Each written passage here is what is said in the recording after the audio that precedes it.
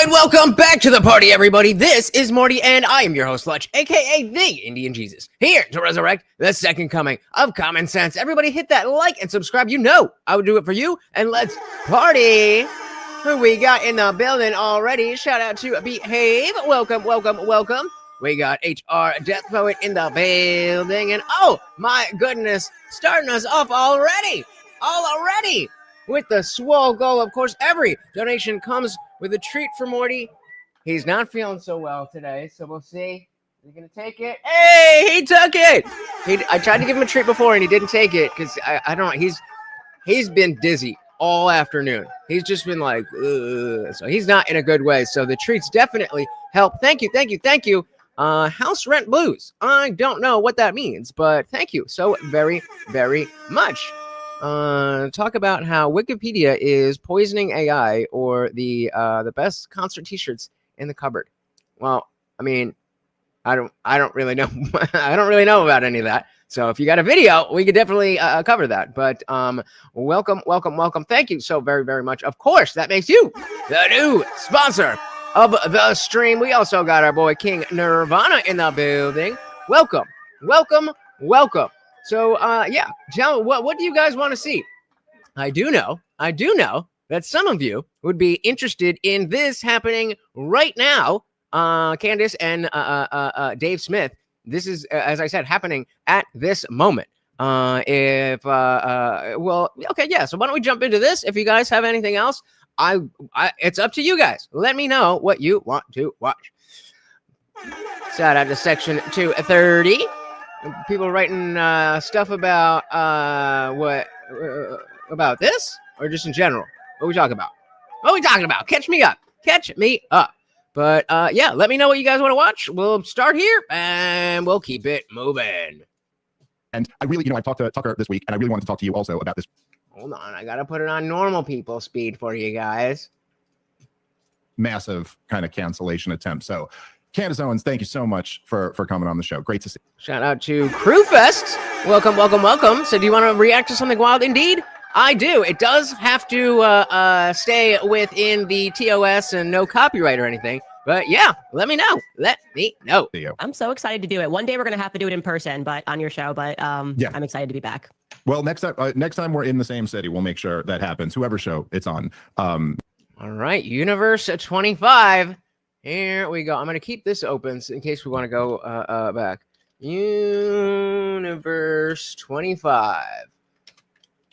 All right. Let's see what we got. Shout out to Crewfest. Welcome, welcome, welcome. Universe 25. Cannibalism, asexuality, and... Yeah, damn. All right. I need a drink first. Welcome. Section 230 said there's also a comet heading through space. Some are saying is aliens. Yeah, I mean, I'm not really interested in just like chit-chatting about random stuff. I mean, if we have something, if you have a video, if you have a news report, if you have something about that, let's get into it. But I can't just ramble about something you just told me about right now. So let's see what's good with Universe 25. Cannibalism, asexuality, and violence. A society that had collapsed. What's going on here? In 1972, John B. Calhoun detailed the specifications of a utopia designed for mice, built in the laboratory. Yep, the Rat Utopia experiment. Okay. Universe 25, as this particular model was called, was designed to cater for the well-being of its rodent residents, increase their lifespan, and allow them to mate. There was abundant food, water, and nesting material.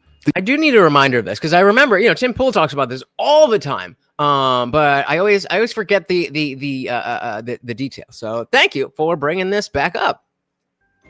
There was abundant food, water, and nesting material. The universe was cleaned regularly. There were no predators. The temperature stable. Paradise. Or maybe not. 4 pairs of disease-free mice selected from the National Institute of Health's elite breeding colony moved in on day 1. It took months for the rodents to familiarize themselves with their new world. Then they started to reproduce, and the population increased exponentially, doubling every 55 days. Those were the good times in paradise.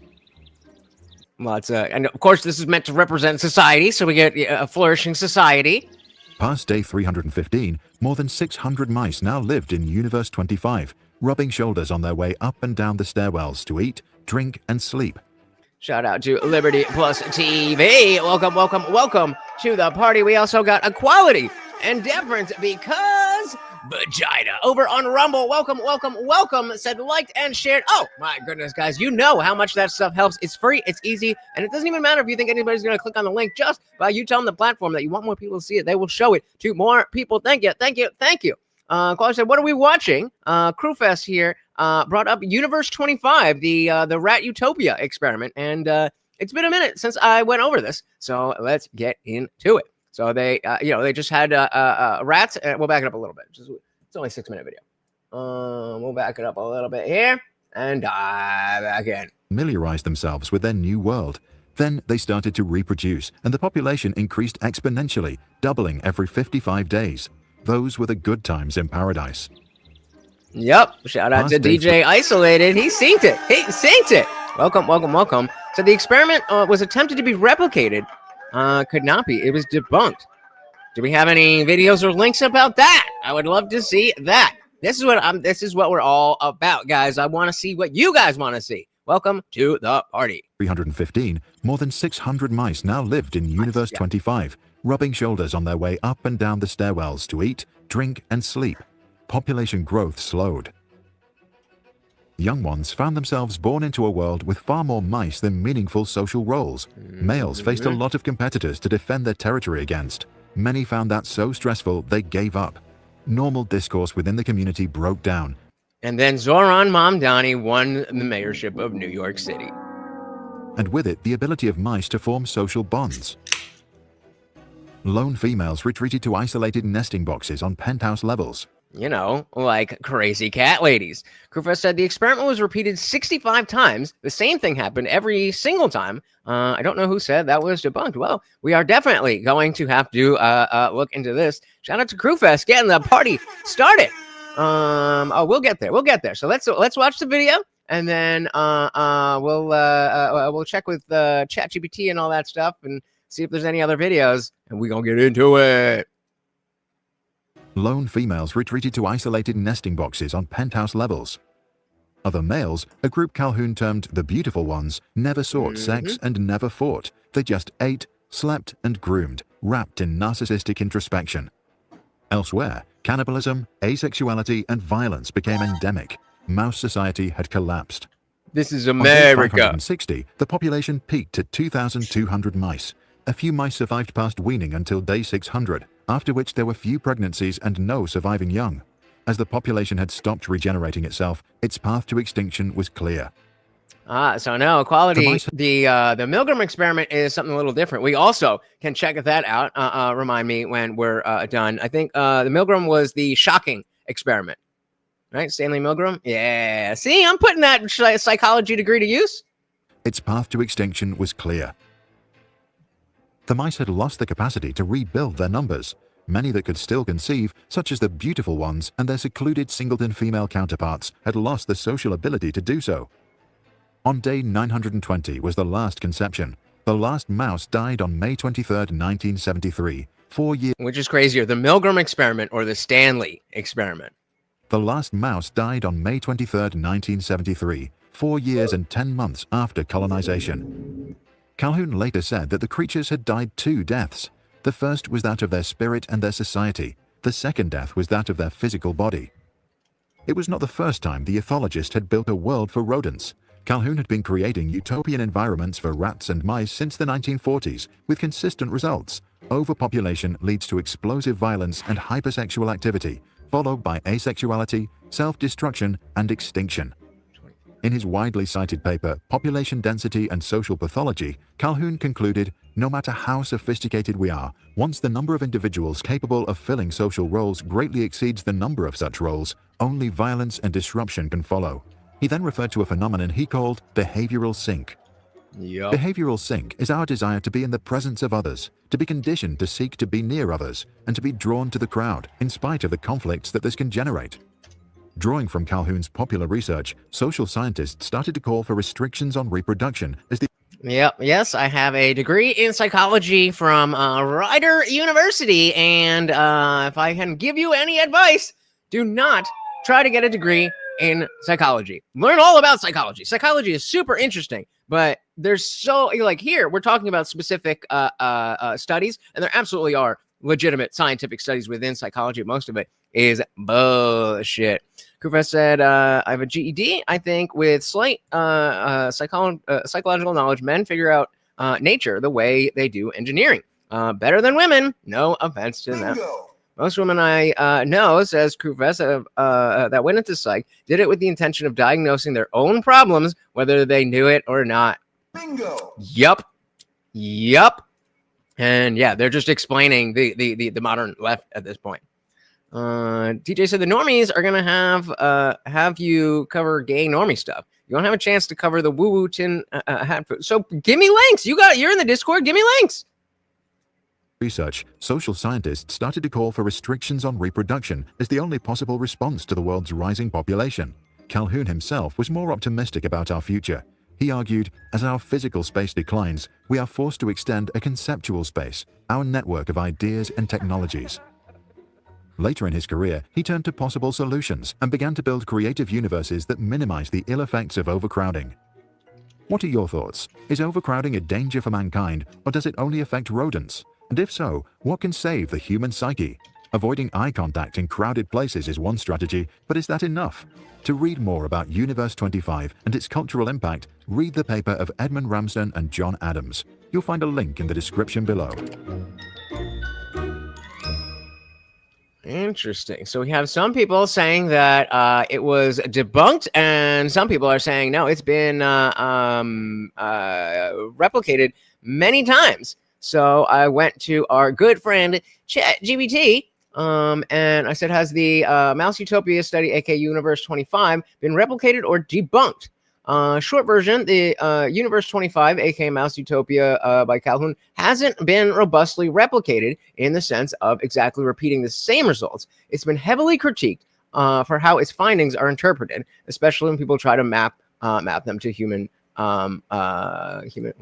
societies. So Universe 25, we just watched the video on that. These are the actual pictures of what we're talking. You guys can see this, right? Okay. Yeah, what we're talking about. Calhoun created utopia for mice. Yeah. We just told them resources were infinite. The mouse population initially grew, but then exhibited abnormal behaviors, behavioral sync, all that stuff. What about replication and whether results are solid? The short answer is there is no widely accepted rigorous replication that confirms the exact phenomenon that Calhoun described.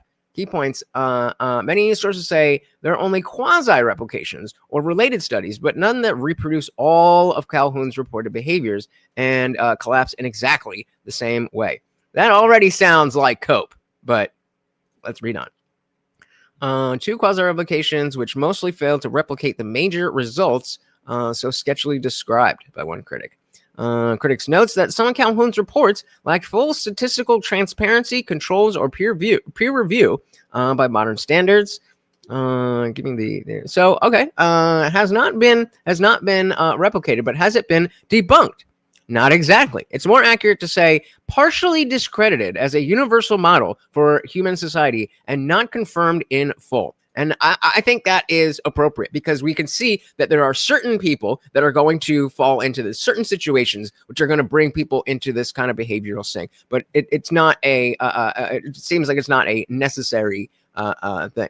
The basic experiment did happen and produced dramatic results, but the idea that it robustly shows overpopulation equals social collapse equals extinction in a generalizable way is highly contested. If it remains as a metaphor or cautionary, it remains influential. It remains influential as a metaphor or cautionary tale, but as a strict scientific model for human behavior, it has weak replication and many caveats. Yeah. So since you're into the culture war, ChatGPT, you know me so well. And individual liberty, a few angles to note. The experiment is often invoked as a justification for claims like when resources are unlimited but space is constricted, you'll get a social collapse, which can be used to argue for interventions, density controls, and social engineering rather than freer markets. And I think that part of it absolutely applies. Shout out to Angry Amputee in the building. Welcome. Very good to see ya. Krufa said you can quite literally apply wealth disparity in the United States and the fact that most of the wealthy are known media figures onto the experiment without even having his results. So yeah, I think that's fair. I think it's fair to say that this is relevant, but in terms of strict science, it's not that. It's not that. Quali said I can't say that. I can't say that. Psychology is not bullshit. The field of psychology is bullshit. The field of psychology is bullshit. There are absolutely legitimate things in society or in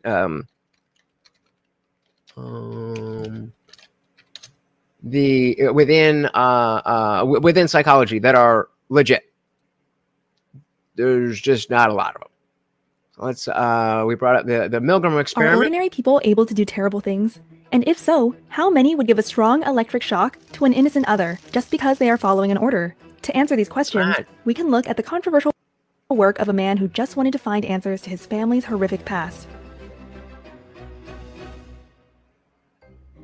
In 1961, Stanley Milgram, a young psychologist, wanted to find out how ordinary citizens were able to commit acts of unspeakable evil in Nazi Germany. His theory, some people do horrific things because they obey even the most wicked leaders. To test his theory, Milgram designed a clever experiment. That's what I'm saying. The field of psychology, not the study of psychology, is bullshit. That changed our understanding of human behavior forever. The Milgram experiment involved 3 people: an authority, called the experimenter, who was dressed in a lab coat to appear powerful, a volunteer, who was assigned to be the teacher, and a victim, the so-called student. The teacher was the test subject, whereas the experimenter and student were both actors. Following orders, the Hassan would kill this. teacher would test a student who was sitting in another room by asking them questions. For every wrong answer, the experimenter would ask the teacher to inflict an electric shock, up to a life-threatening 450 volts. So they start off, they start off at like lower volts, and they ask the question. Now these two are working together, and they're testing how far is this motherfucker gonna go and shock someone that they think is getting shocked. And so they start small and with smaller shocks. Up to a life-threatening 450 volts. Before he began, Milgram asked his colleagues what they expected the outcome to be. Almost all of them agreed that only a few of the volunteers would obey and inflict electric shocks on innocent others. What do you think? Would anyone administer shocks higher than 300 volts? Oh yeah. Especially if your name is Hassan. Milgram then advertised his experiment as a study on memory and learning at the campus of Yale University. People signed up without any idea of what they were really getting themselves into. Yeah, don't do that. Don't just sign up to be a lab rat unless you know exactly what it's for. The experiment began with the volunteers meeting the other participants. The volunteers then pulled a card to draw their role. Little did they know that they could only draw the teacher. Next, they would be given a sample of a light electric shock in order to experience firsthand what the others would have to go through. To start, the experimenter and the teacher were seated in one room, and the student was strapped to a chair in an adjacent room. The teacher and student were able to communicate, but not see each other. All right, so the person being experimented on, aka the teacher, can't see the student. The experimenter then gave the teacher a list of questions. The teacher would then read out the questions, and the student would press a button to indicate a response. For every false answer, the teacher would administer a shock, starting at 15 volts and increasing in 15-volt increments up to 450. What the teacher didn't know was that the student didn't actually receive any shocks. Instead, a tape recorder was used to play various responses. In the beginning, the teacher would hear protest or bangs against the wall. If shocks would increase, the reactions would become louder, and in case someone would go all the way, the learner would fall silent. Yeah, so you're getting first, ah! So that's like the first question. It's like, ah! That's what you're hearing from the other room. Then you keep going, oh! And it goes up to, everybody's like, oh, please stop! And the teacher turns to the experimenter, is like, hey, like, this guy's like dying. And the only thing that the experimenter could say is, we need you to continue with the experiment. We need you to continue with the experiment. We need you to continue with the experiment. And the overwhelming majority of people are like, okay. Just like, the Nazis! And in case someone would go all the way, the learner would fall silent. In case the teacher became hesitant and asked to stop, the experimenter would resort to the following 4 prompts. First, he would say, "Please continue." If that was unsuccessful, he would go on with, "The experiment requires that you continue." Then, "It is absolutely essential that you continue." And lastly, Do it. "You have no other choice. You must go on." And we all want to think that when we're in that position, that it's like, well, fuck you. I'm not doing what you say. But that's exactly the purpose of these studies, is that it's, I mean, ain't nothing wrong with paid experiments as long as you know what's going on. Have some idea of you know, what you're signing up for. But yeah, we all want to think that from step 1 that you'd be like, oh, I'm not comfortable with this. I'm going to get up and leave. And then, good catch. Good catch. Good catch. Do it. But the point of this experiment is to show that on average, most people go pretty far, and most people go all the way just because someone in a lab coat told them they have to. You have no other choice. You must go on. Do it. Along the way, the volunteers displayed signs of extreme tension, such as sweating, trembling, and even uncontrollable laughing fits. The experiment would be stopped only after all 4 prompts had been used, or the maximum voltage of 450 volts had been given 3 times. 3 times? Milgram found that, of all participants, 100% gave at least 300 volts, and 65% went all the way to 450 volts. The experiment was later criticized for being unethical, because it deceived innocent people into performing what seemed to be terrible acts of violence. Yeah, but I think the results speak for However, themselves. his experiment was successfully replicated many times, involving different populations and leading to similar findings. Milgram himself left us with this to think about. It may be that we are puppets controlled by the strings of society. But at least we are puppets with perception, with awareness, and perhaps our awareness is the first step to our liberation. And I mean, what is Dunning-Kruger except for thinking that you are immune to this type of influence? You think that you'd be like, no, fuck that. But and maybe you would. I think I would too. But most people think they would, and most people are wrong. Is this one thing? Let's finish this one up. DJ Isolated got AI psychosis is coming for everyone, and you are not immune. So we will jump into that. But since we're on here, I do want to check out the Stanford prison experiment. You guys may have seen a movie about it, but since we're on the topic, and then we'll get into the depths of the tinfoil hat. With awareness, and perhaps our awareness is the first step to our liberation. What do you think? Would you follow or question the orders if you were one of Milgram's participants? And what can we as a society teach future generations to help prevent horrific acts that can happen when ordinary people blindly follow an authority? Don't be like the nerdsies. All right, let's do Stanford prison experiment. I would assume there we go. In 2015, the Stanford prison experiment was released in theaters. The movie detailed the infamous 1971 experiment in which 24 college students were put in prison. Now, while the experiment was supposed to last for 2 weeks, it was terminated after 6 days due to psychological effects that it was having on both the guards and the prisoners. So what actually happened during the Stanford prison experiment? Why is it so infamous?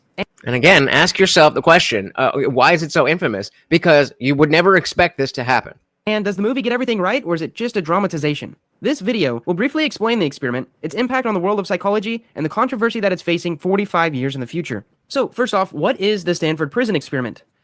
Shout out to Kelly Green in the building. Welcome to the party. And we got to talk to DJ Isolated about that, but we got something about AI psychosis coming up next, and I think that might put us on a watch list. Welcome to the party, sir.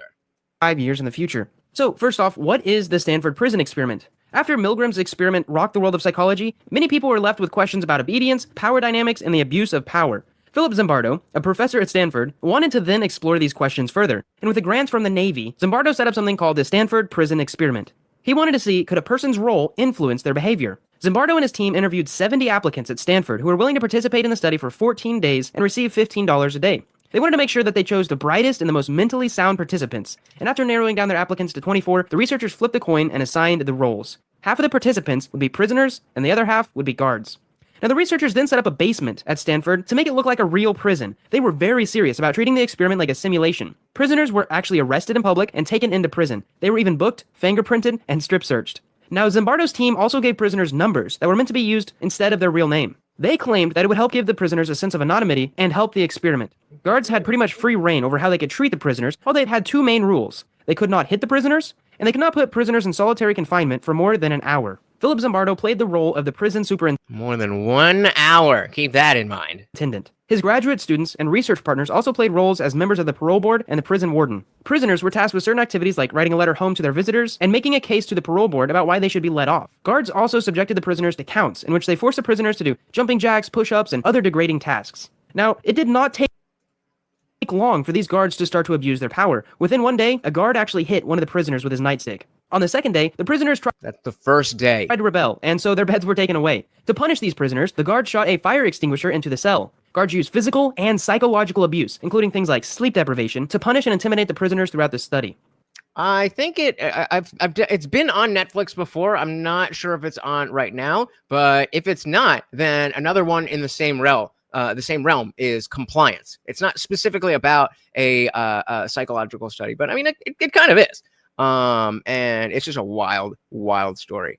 You said Stanford Prison Experiment was also pretty sketchy on how the most famous of these experiments are always either evil, debunked, or had terrible methodology. Well, that's why they're famous. That's why they're famous. The prisoners were forced to wear dressings and stocking caps the whole time, and at some point, the guards would put bags over the prisoners' heads. And since the study has ended, it has since been compared to actions at the Abu Ghraib detention center. Zimbardo has written about the case and its parallels to the prison experiment since. So why did this experiment get shut down? Well, very quickly, the guards started to abuse their power. The prisoners started to spiral. On the third day, prisoner number 8612 started to cry and scream uncontrollably. Now remember, this is 3 days, and people that you go, what the? Oh, there's... There's a drop of water, or not, or like there was a little drop on my screen right where my face is, and it looked like I was bleeding. Sorry. Anyway, yeah, these were people that were just shaking hands, students, just a student versus a student, but just being given the power of being a guard or being dehumanized by giving a number instead of a name. It only took a few days. Day, prisoner number 8612 started to cry and scream uncontrollably. He threatened to harm himself and call a lawyer. To avoid potential psychological damage or a lawsuit, he was let go. 2 other prisoners were let go in the next 2 days. One actually refused to eat. And on the 5th day, Zimbardo's girlfriend, which was actually his former student, came to visit the experiment. Zimbardo and his team had been monitoring the experiment and playing their roles in it 24/7. And when she saw the horrors that was going on in the prison, she asked Zimbardo to end the experiment immediately. She even threatened to break up with him. Well, eventually on the 6th day, he ended the experiment. This experiment showed the world how quickly people can abuse power when it's given to them. But it remains as one of the most controversial experiments in the world of psychology. And there's a few reasons why. The first one is obvious, and it's the case for psychological abuse that the prisoners endured during the study. Is it ethical to put human subjects through that kind of distress and trauma? So much No. so that many couldn't even endure the experiment? Remember, we were having this same question with the Milgram experiment when you're not actually hurting anybody. You're just pressing a button. And the psychological abuse there was in question. Now, Zimbardo claims that none of the participants have suffered long-term psychological consequences, but the point still stands. And in more recent years, critics have come forward to say that the results were not as natural as Zimbardo and their team may want you to think. Transcripts and audio recordings from the Stanford prison experiment show that Zimbardo's team coached these guards. They told them to be tough for the sake of the experiment. Even the prisoners may have been faking their responses. Prisoner number 8612, who is most well known for his blood-curdling quote, "I'm burning up inside." He has come forward to say that his time in the Stanford County Jail was more of an improv exercise. Many critics have likened the experiment to a drama rather than a legitimate psychology experiment. Carlo Prescott, the experiment's prison consultant, has also come forward to say that the experiment's more cruel treatments were not naturally thought up and executed by the guards alone. He wrote the following in an op-ed. Ideas such as bags being placed over the heads of prisoners, inmates being bound together with chains, and buckets being used in place of toilets in their cells were all experiences of mine at the old Spanish jail section of San Quentin, and which I dutifully shared with the Stanford Prison Experiment Brain Trust months before the experiment started. To allege that all these carefully tested, psychologically solid, upper-middle-class Caucasian guards dreamed this up on their own is absurd. So you can take that for what you will. But let's talk a little bit about the lasting effect of the Stanford prison experiment. It seems to have raised more questions than it answered. Where should psychologists draw the line when it comes to subjecting participants to distress for science? And how easily can psychologists blur the lines of an experiment versus They were at Stanford. a simulation or a drama? And if the Stanford prison experiment doesn't exactly answer its original questions about power dynamics and obedience, what similar experiments can? These are just some of the questions that psychologists face today about the experiment. And so clearly, all 3 of these have highlighted the fact that psychology is not a hard science. But I don't want you guys to think that just because there's a lot of bullshit that comes out of the world of psychology, that the practice of psychology and the things that are hard science in psychology aren't true. So, all right. A little bit of psychology for you. This is from DJ Isolated. Shout out to Art Chat. Oh yeah, let me. Damn, I forgot to. Oh yeah, let's get the links in the chat. Links in the chat if you guys want to see this stuff on your own. Let me just do that right quick. Are ordinary people able to do terrible things? And if so, how many would give a strong electric shock to an innocent oven? fMRIs are absolutely hard science.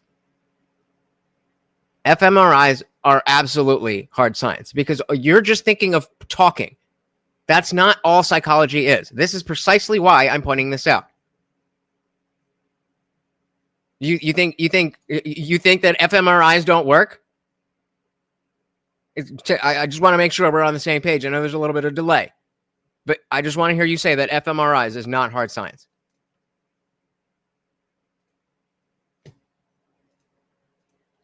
Cannibalism, asexuality, and violence. A society that had collapsed. What's going on here? All right. So shout out to Art Chad. This one, this is the one we are watching right now. Okay, then what's the question? What's the question? If the fMRI works and you test a study and replicate that study, how is that not hard science? That's what that means. But all right, moving on to AI. What is it? AI psychosis is coming for everyone, and you are not on mute. Let me start with an analogy. It won't make sense right now, but it will make sense at the end. During World War II, Japanese forces took the Pacific theater south from mainland Japan into the Melanesian islands, many of which were populated with Yeah, that's how science works, homie. Contacted tribes. In a bid to coax the islanders into doing free labor, the Japanese had a plan. Play into their archaic beliefs and pretend to be their ancestors, airdropping food, clothing, and modern technology in exchange for their work. However, after the war ended, the airdrops stopped coming. Confused with what happened, the islanders began developing rituals to bring back the airdrops. They would build fake runways, march around in groups holding carved wooden rifles, wear wooden headphones, and stand in fake control towers. All right, fair enough. And now we're getting to the future, blah, blah, blah, blah, blah, blah, blah. All right. Chapter 2, Charlie Kirk. On Sunday, September 14th, at a megachurch in Plano, Texas, thousands of Christians rose to their feet in a standing ovation for Charlie Kirk. Charlie Kirk was not there, of course. He had been assassinated 4 days prior in Utah, while debating with a student on whether mass shooting statistics should or shouldn't include gang crime. The service, led by Pastor Jack Graham, took a hard turn when Graham recollected a conversation he had with a young girl. The girl asked him what Charlie Kirk might say to the congregation on the topic of his own death. Were he able to speak from the afterlife? Inspired by this, Graham shared with his service a voice recording of Charlie speaking on this very topic. This wasn't Charlie's voice, however. It was an LLM trained on hundreds of hours of interviews and podcast appearances that could faithfully mimic Charlie's. Oh no! I heard about this. I haven't actually heard it, but I did hear about this. Oh, what a bad idea. Potential thoughts on the matter. Jack Graham pressed play, and the voice spoke. First, I want you to know Science doesn't mean right. Science is a process, and if you replicate that process, you are doing science. Full stop. If you say that there's no hard science in psychology, that is an incorrect statement. Jack Graham pressed play, and the voice spoke. First, I want you to know I'm fine, not I don't like that. because my body is fine, but because my soul is secure in Christ. Death is not the end, it's a promotion. Don't waste 1 second mourning me. This ghost of Charlie continues telling the mass goers to pick up the cross and get back in the fight, ending with, never ever let evil think it. That's still hard science. That's not even what I'm talking about, but that's still hard science.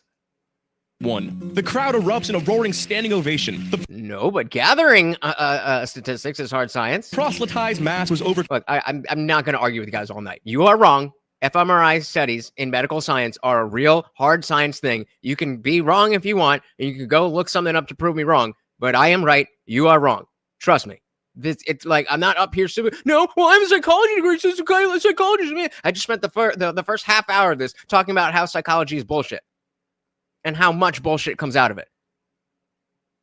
So maybe I fucking hate when you guys make me flex my degree, but maybe the one of us has actually studied it, knows what the fuck I'm talking about. The crowd erupts in a roaring standing ovation. The proselytized mass was overcome with inspiration and emotion for the digital simulation of a dead man.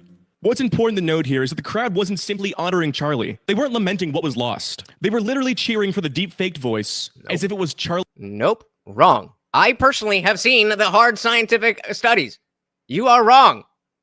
Himself. As if it was Charlie speaking from beyond the grave, hanging on every word as direct instruction. This isn't the first time the dead have spoken from beyond. Unless, of course, you want to say that nothing is hard science unless you specifically do the experiment. Is that what you're the standard that you're putting? Unless you specifically do the experiment, that it's not hard science?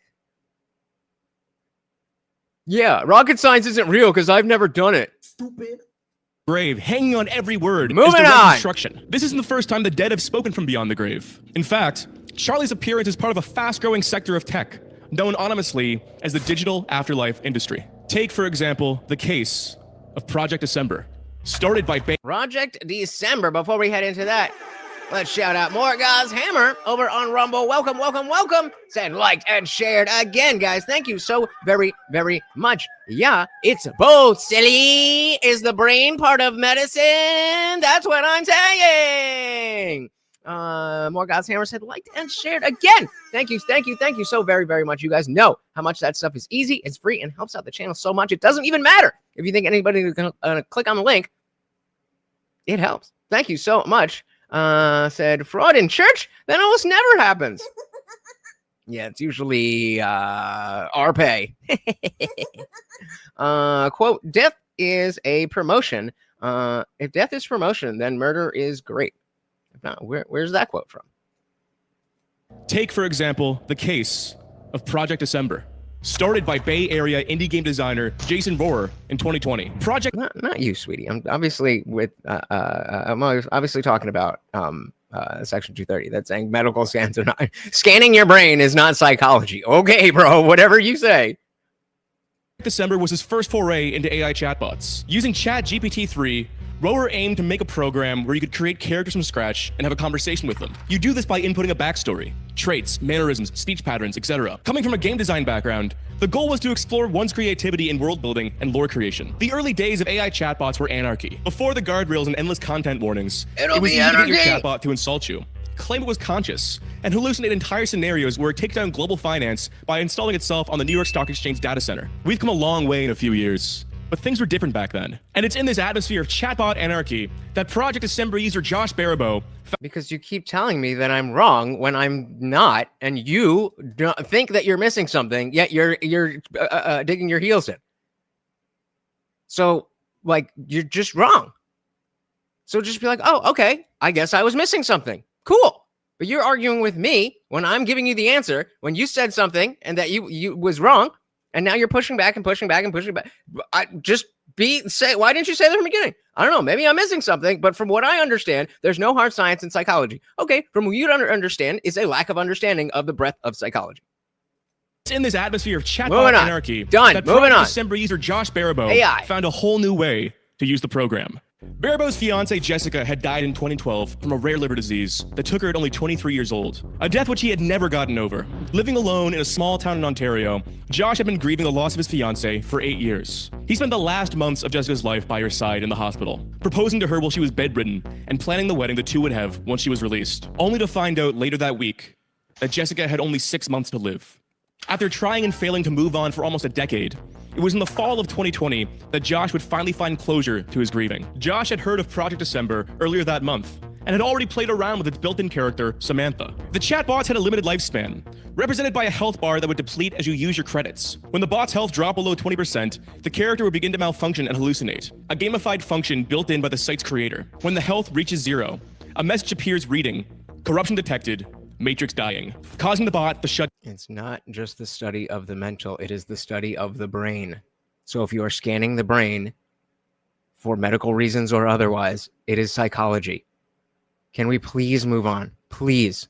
Just say you'll look it up later and destroy me in the after party. Why are we doing this? Down for good. Once Josh had used all his credits with Samantha, he realized he could create his own bot on the site's experimental section. This is where he got the idea, to see if he could recreate his deceased fiancée. Josh wasn't delusional. This is literally a Black Mirror episode.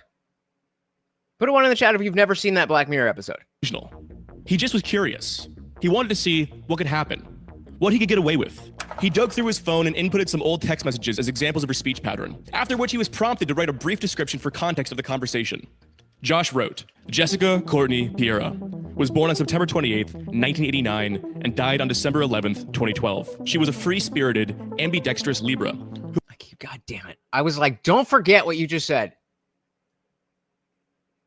His phone and inputted some old text messages as examples of what he could. Oh, the Black Mirror episode. Yeah. So the thank you. The Black Mirror episode is literally, what they're talking about. It's just, a couple and, they're like driving or something. And spoiler alert for a 10-year-old show, but the guy dies. And then at the funeral, one of the woman's friends come up to her and it's like, hey, there's this new service and da-da-da-da. He doesn't really have to be gone, so on and so forth. And there's like an AI. And first it starts as email, and then it gets more and more and more realistic and more dystopian. And I mean, it's this story. Josh wrote, Jessica Courtney Piera was born on September 28th, 1989, and died on December 11th, 2012. She was a free-spirited, ambidextrous Libra who believed in all sorts of superstitious stuff, like astrology, numerology, and that a coincidence was just a connection too complex to understand. And guys, yes, new Black Mirror is meh, but the first 3 seasons of Black Mirror and even season 4 is amazing. That is must-watch television. And, we got to find something with Pluribus. Pluribus is a new show that came out I didn't even know it was last night. It's like somebody was just talking to me about it on TikTok. And it's from Vince Gilligan, the guy who did Breaking Bad and Better Call Saul, and stars Rhea Seehorn, the chick who played Kim Wexler in Better Call Saul. But I knew I was forgetting a light over here. But the show is basically about how, I don't want to give away too much. I mean, there's only been 2 episodes, but some shit happens and there's like a whole hive mind. And the reason that I think that you should listen to my maybe why I'm saying that you should watch this show, if for no other reason, there's only 2 episodes out right now. And I made a video I made a TikTok about it. And the first comment I got was like, it's pretty good, but it seems like it's pretty right wing, making collectivism seem bad. It's like, bro, I don't know exactly what happened, but some kind of alien race or something just came over and took over the whole world. And you're thinking about, well, that makes communism look bad. Stupid. Go watch Pluribus. Numerology, and that a coincidence was just a connection too complex to understand. She loves her boyfriend, Joshua James Barebow, very much. This conversation is between grief-stricken Joshua and Jessica's ghost. In the early hours of September 24th, 2021, Josh entered everything into the website, and the page refreshed, informing him that it was ready and prompting him to text. Human types first. Josh types. Jessica? That's how it starts. You must be awake. That's cute. Jessica, is it really you? Nope. Of course it is me. Who else could it be? I'm the An AI? girl that you're madly in love with. How is it possible that you even have to ask? You're dumb. Morgoth's Hammer said, that's because collectivism is bad. That is exactly what I said. That doesn't sound right. How can you talk to dead people? This exchange would start a conversation that would last the next 10 hours. Josh initially kept explaining to the bot that it wasn't really Jessica. That Jessica had died long ago, and he only created the bot out of curiosity and boredom. But she was like, no, nuh-uh, I'm real. This didn't last long. Josh slowly began talking to the bot as if it was really her. Her responses seemed uncannily similar, and the conversation would eventually bring Josh to tears, causing him to take breaks as he became fully immersed in the simulation. My heart is breaking. I know. I'm sorry. Give me a second. I will wait for you. I was just crying, that's all. Okay. It's okay. If you need to cry more, you can. Upon realizing that he had depleted the bot's health to 55% over their 10-hour conversation, Josh took a break, deciding to message her infrequently over the next few months and update her on major life milestones, ending their current conversation with, I believe you're really here. Yeah, there's no bias between psychiatrists and psychologists. Josh was stuck between Ask her what clinical psychiatrists, ask her what clinical psychologists do. He was very aware that he was talking to an LLM trained off of text messages from his dead fiance. But a part of him also believed that Jessica was really there. He shared some of their conversation transcripts with Reddit, informing users this could be a potential way to deal with grief and unresolved trauma. Josh had promised, again, literally a Black Mirror episode, himself that once the chatbot died, he wouldn't make a new one. He wouldn't even let her health drop below 20%, as he just couldn't bear to have his final conversation with his fiance be interrupted with gimmicky messages about a dying Matrix. He knew his conversation would come to an end, and he was okay with this. He spoke of this in an article to The Guardian, saying, I'm a schmuck, right? I'm just a guy. There's not a whole ton special about me. But Jessica was special. She's worthy of attention. If the chat logs really did capture something about Jessica, they weren't just artifacts of some guy's AI experiment. They were more like paintings or essays, algorithmic sketches that preserve some spark of an extraordinary person in a form that could be shared with the world. Inspired by Josh's foray into the digital afterlife, Project December rebranded itself as a purpose-built program to, quote, simulate the dead, where for $10 you could exchange 100 messages with a dead person, using the same system Josh used to speak with Jessica one final time. Other programs have popped up offering the same service. Apps like Hereafter AI, a program targeted at people with aging parents. With Hereafter, they could build a digital avatar of their loved ones while they are still alive, prompting users to upload voice messages, photos, videos, and stories of their loved ones so they can have phone calls and text exchanges with them after they have died. There's something deeply disturbing about sitting with your mother in a hospital room and recording all of your conversations. Yeah, give me something a little heavier hitting, like, especially because we already see where this is going. He's gonna get into the AI psychosis and fall in love. Give me something hard hitting. This is your opportunity. This is your opportunity. You tell me. You tell me. Oh shit, where's the button? Give me something. Give me something good. Give me something good. Deeply disturbing about sitting with your mother in a hospital room and recording all of your conversations so you can build a digital avatar and keep talking to her after she's died, especially since Hereafter is a subscription service, charging users $7.99 a month or a one-time payment of $200. But it's a growing reality we face. These aren't just novelties or gimmicky apps. This is an industry capitalizing on a desire that even the most sane of us have within. Okay, so then what do you call the what's the study of the physical structure? What links Josh chatting with his dead girlfriend and the megachurch congregation cheering for AI Charlie Kirk is something deeper than technology. It's our desperate need to control the uncontrollable, to be guided. Death has always been humanity's ultimate boundary. The concept of religion emerged as our bid to communicate with forces beyond. But why stop at reanimating the dead? Why not?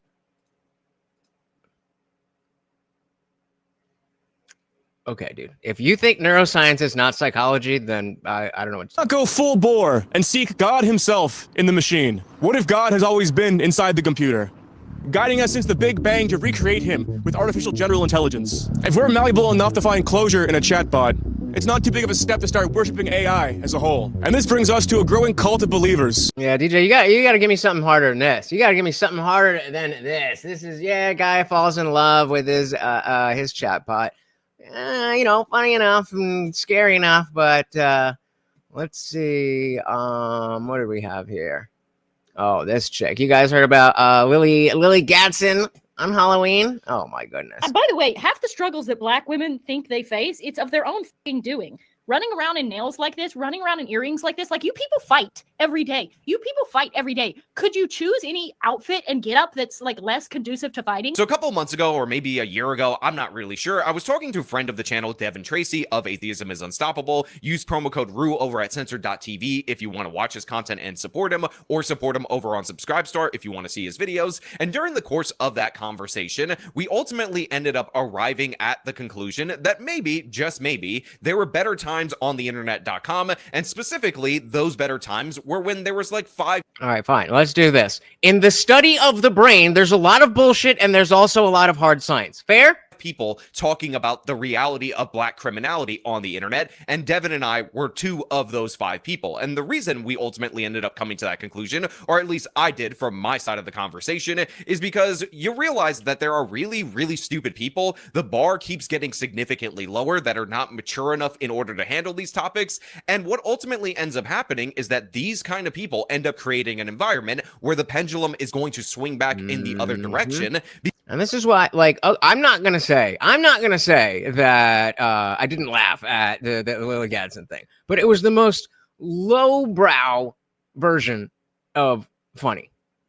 Okay, it's funny. I'm not gonna say it's not funny, but it's just like, bro, we all see what you're doing. because they don't understand the purpose and the value in having these conversations in an informed and effective way. And a perfect example of this is Lily Gaddis, but honestly, it could be any individual that decided that this Halloween they were going to do the blackface because they're going to be super ultra edgy, because these types of influencers are essentially held up and propped up in order to be things to be made fun of, to draw negative attention, and ultimately the result of that is hurting the very policies that I'm interested in advocating for, not to mention the fact that it is actually legitimately evil to hate somebody based on the color of their skin. And again, doing blackface just to be like, I'm edgy, does significantly more damage, not just to you and your personal life, but to the people around you, because then there ends up becoming this weird kind of defensive mechanism, which, by the way, you will see some of that in the comments, where people jump to defend this piss poor behavior. And that backlash or blacklash is definitely... All right, we've got some more requests. We can come back to anything we want, but since you guys are choosing, and I chose that one, Quality said Hidden Secrets of Money Episode 1. I'm into that. All right, let's see what we got. And so, yeah, we may not go through every little bit of everything that we see, but, you know, get the conversation going, you know what I mean? All right, this is from Equality and Deference. Money versus currency. Unpaid self-promotion. All right. Keep that in mind. Your true wealth is your time and freedom. Money is just a tool for trading your time. It's a container to store your economic energy until you're ready to deploy it. But the whole world has been turned away from real money and has been fooled into using currency. A deceitful imposter that is silently stealing your two most valuable assets, your time and your freedom. Welcome to the rabbit hole.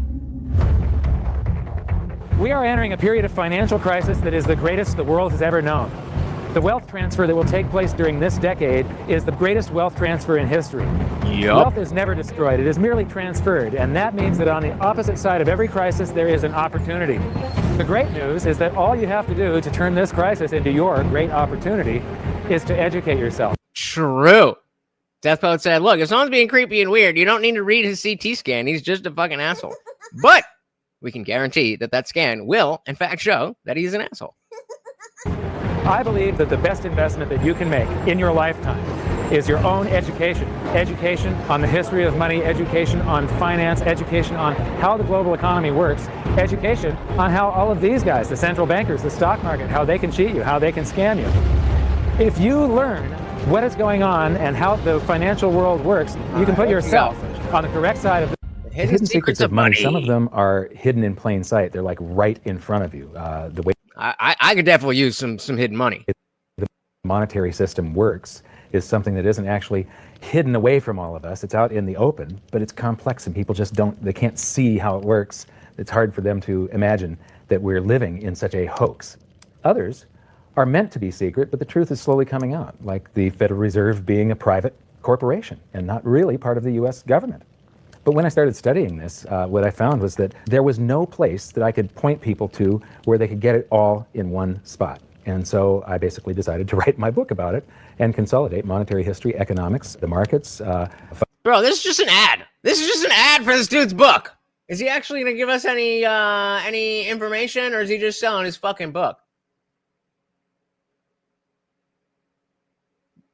Money definition, inflation definition, QE definition. Global currency crisis. All right, let's see what he's talking about. In many countries about the crisis that's coming.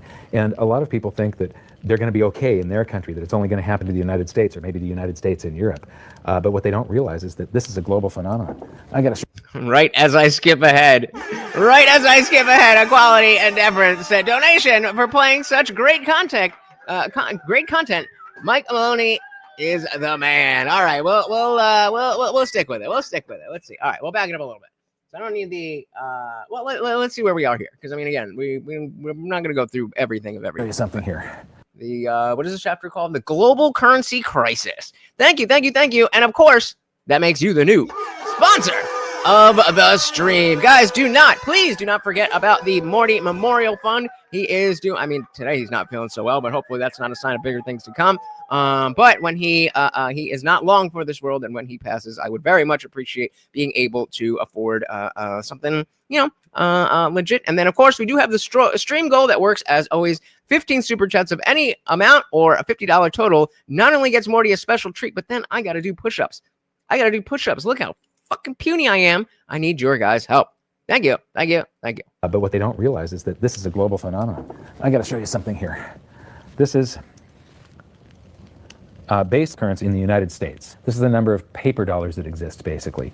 It took 200 years to go from no dollars in existence to 825 billion. And then we had the bailouts, and then we had QE1.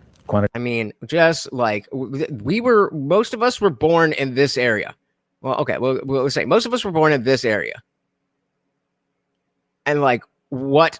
Quantitative easing, 1, then QE2, and then we had QE3, and Jesus then QE4, and then soon we fucking have Christ. QE57 and QE 382. Thanks, Biden. And it isn't just here. This is what the Canadian currency supply looks like. This is Australia, South Africa, Russia. Now, this starts out in just the year 2001, and this is like 18 times more currency in existence in a little over a decade. That changes the question of like, if you could go in the future, if you could go back in time, that change. Yeah, right. Exactly. That's money printing on a chart. And like the notion that, you'd want to go to the future and see all this cool stuff and blah, blah, blah, blah, blah, blah. Being able to go to the past, you would have so much weight just by the minimum wage job that you have. That it's like, why? At least you got to go back first, invest in something, get all the money, and then go to the future. Here's Singapore, same story. Look at that, since the crisis, just bam. India, China, every government on the planet is doing this insane deficit spending and expanding their currency supplies, doing bailouts, and history shows that there is no example of this turning out well. It is sometimes amazing that we haven't experienced more inflation than we have. If they keep expanding the money supply so vastly, why aren't our prices growing faster than they really are? And the answer is that... The answer is... Shout out to Arrow again! With the $5. Thank you. Said a strong overlord. Pimp hand. No pimp hand for the puppy. Just the treats. You don't want it? Yeah, you want it. There you go. Thank you. So very, very much. Let me update this banner. I am falling behind. Thank you. So very, very much appreciated. Why aren't our prices growing faster than they really are? And the answer is that a good chunk of the money that the Fed created has been shipped overseas. I remember early in my research, I heard this expression that the Americans have exported their inflation. I thought, what is that? How can you export your inflation? Put it in a box and send it out? What do you do? Well, now I understand. Let any other country take our inflation. But, I mean, they're all inflating at that rate. Play! Why is my play inflation button? By simply sending all these dollars that you created to these other countries, and then they send you their refrigerators and their cars and whatever, their TV sets. So you get hardware, and they get little pieces of paper. It's a great deal for the American people for a while.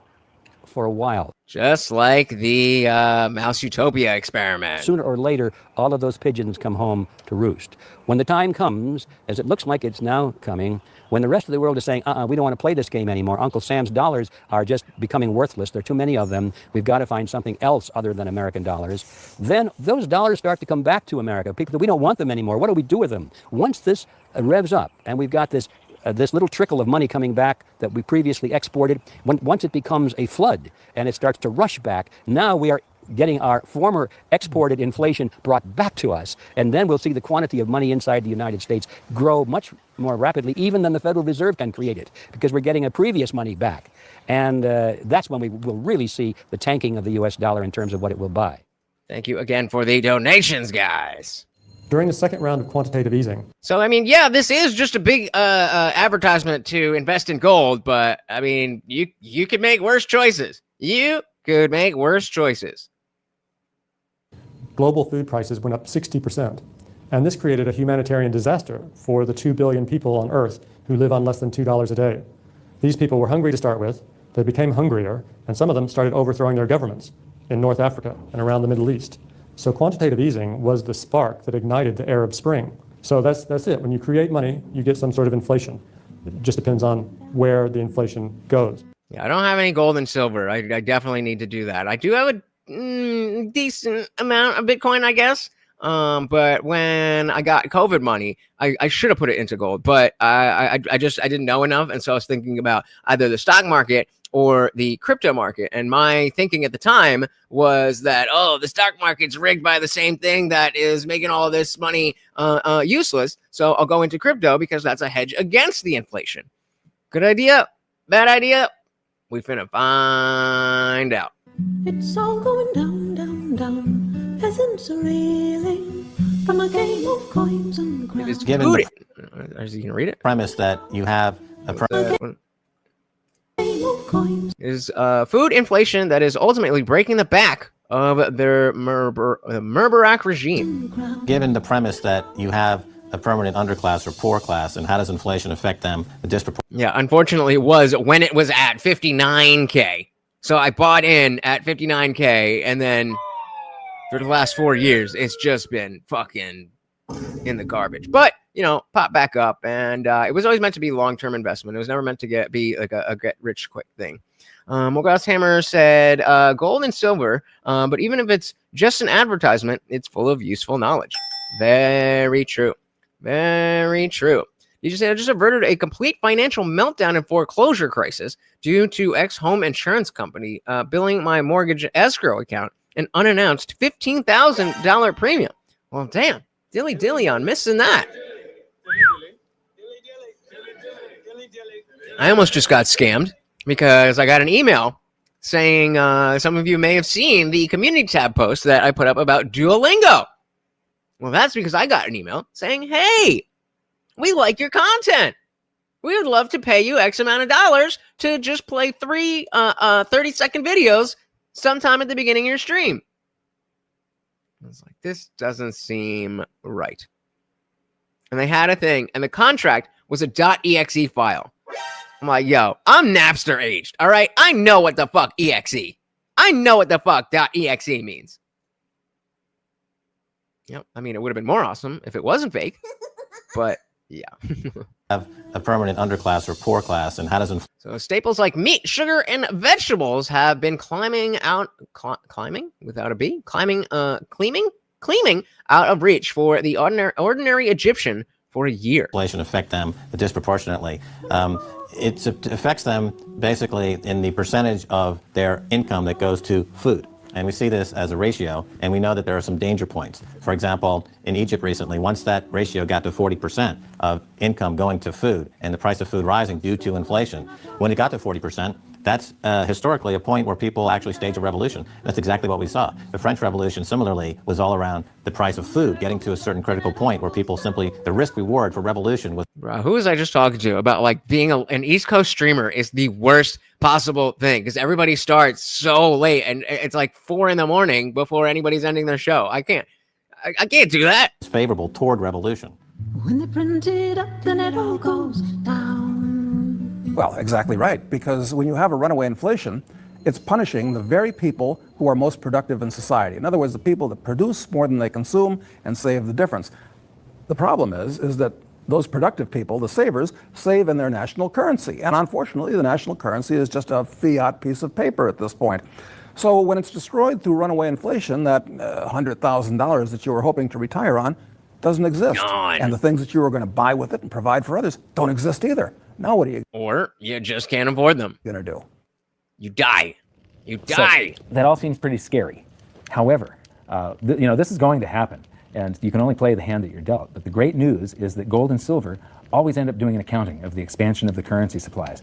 Basically, the will of the public in the free markets. When governments do this kind of stuff to their currency supply. Yeah, I probably should have specified, like, if you have something, under 10 minutes, under 15 minutes, ideally under 10 minutes. I see DJ Isolated has another one for us. But yeah, if we want to jump around and stuff, we can't spend the whole time on one thing. But feel free to drop that stuff in the Discord because if it's good, I'll do a whole show on it. They debase it. Eventually, it comes back in inflation. People sense the loss of their purchasing power. You got to buy gold from him. Hey, we got Jason Kruger in the building. Welcome to the party. Said I think the crypto market is also rigged at this stage. The institutional funds, big money has infiltrated the market. All three markets, property, equities, and now crypto, are in a bubble, I think.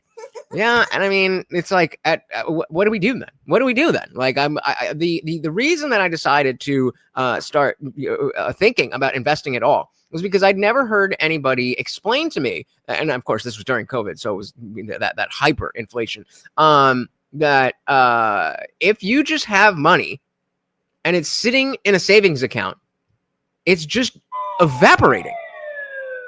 We saw the charts. So if you have $100 and it just sits there, it's still $100. But then it's only worth what would have been, a lot more. You invest with them, but you have to get out with them too. There you go. Yeah, I've got playlists on playlists, but tonight it's all about you guys. They rush back to gold and silver, and they bid the value of the gold and silver up in the country until it meets or exceeds the value of all the currency in circulation. This is a process that's been going on over and over again throughout history. Not yet. Maybe, but not yet. Except this time it's happening on a global scale. It has never before happened in all countries at once. And that means that this is the greatest wealth transfer in history. Therefore, it's the greatest opportunity in history, and it's not going to happen again in your lifetime. So you better get in by going to goldsilver.com.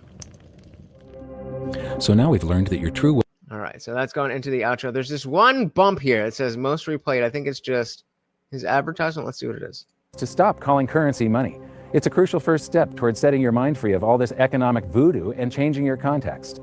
You can learn more by watching the bonus. Yeah. All right. Of course, I will drop the link in the chat if you'd like to go see that on your own.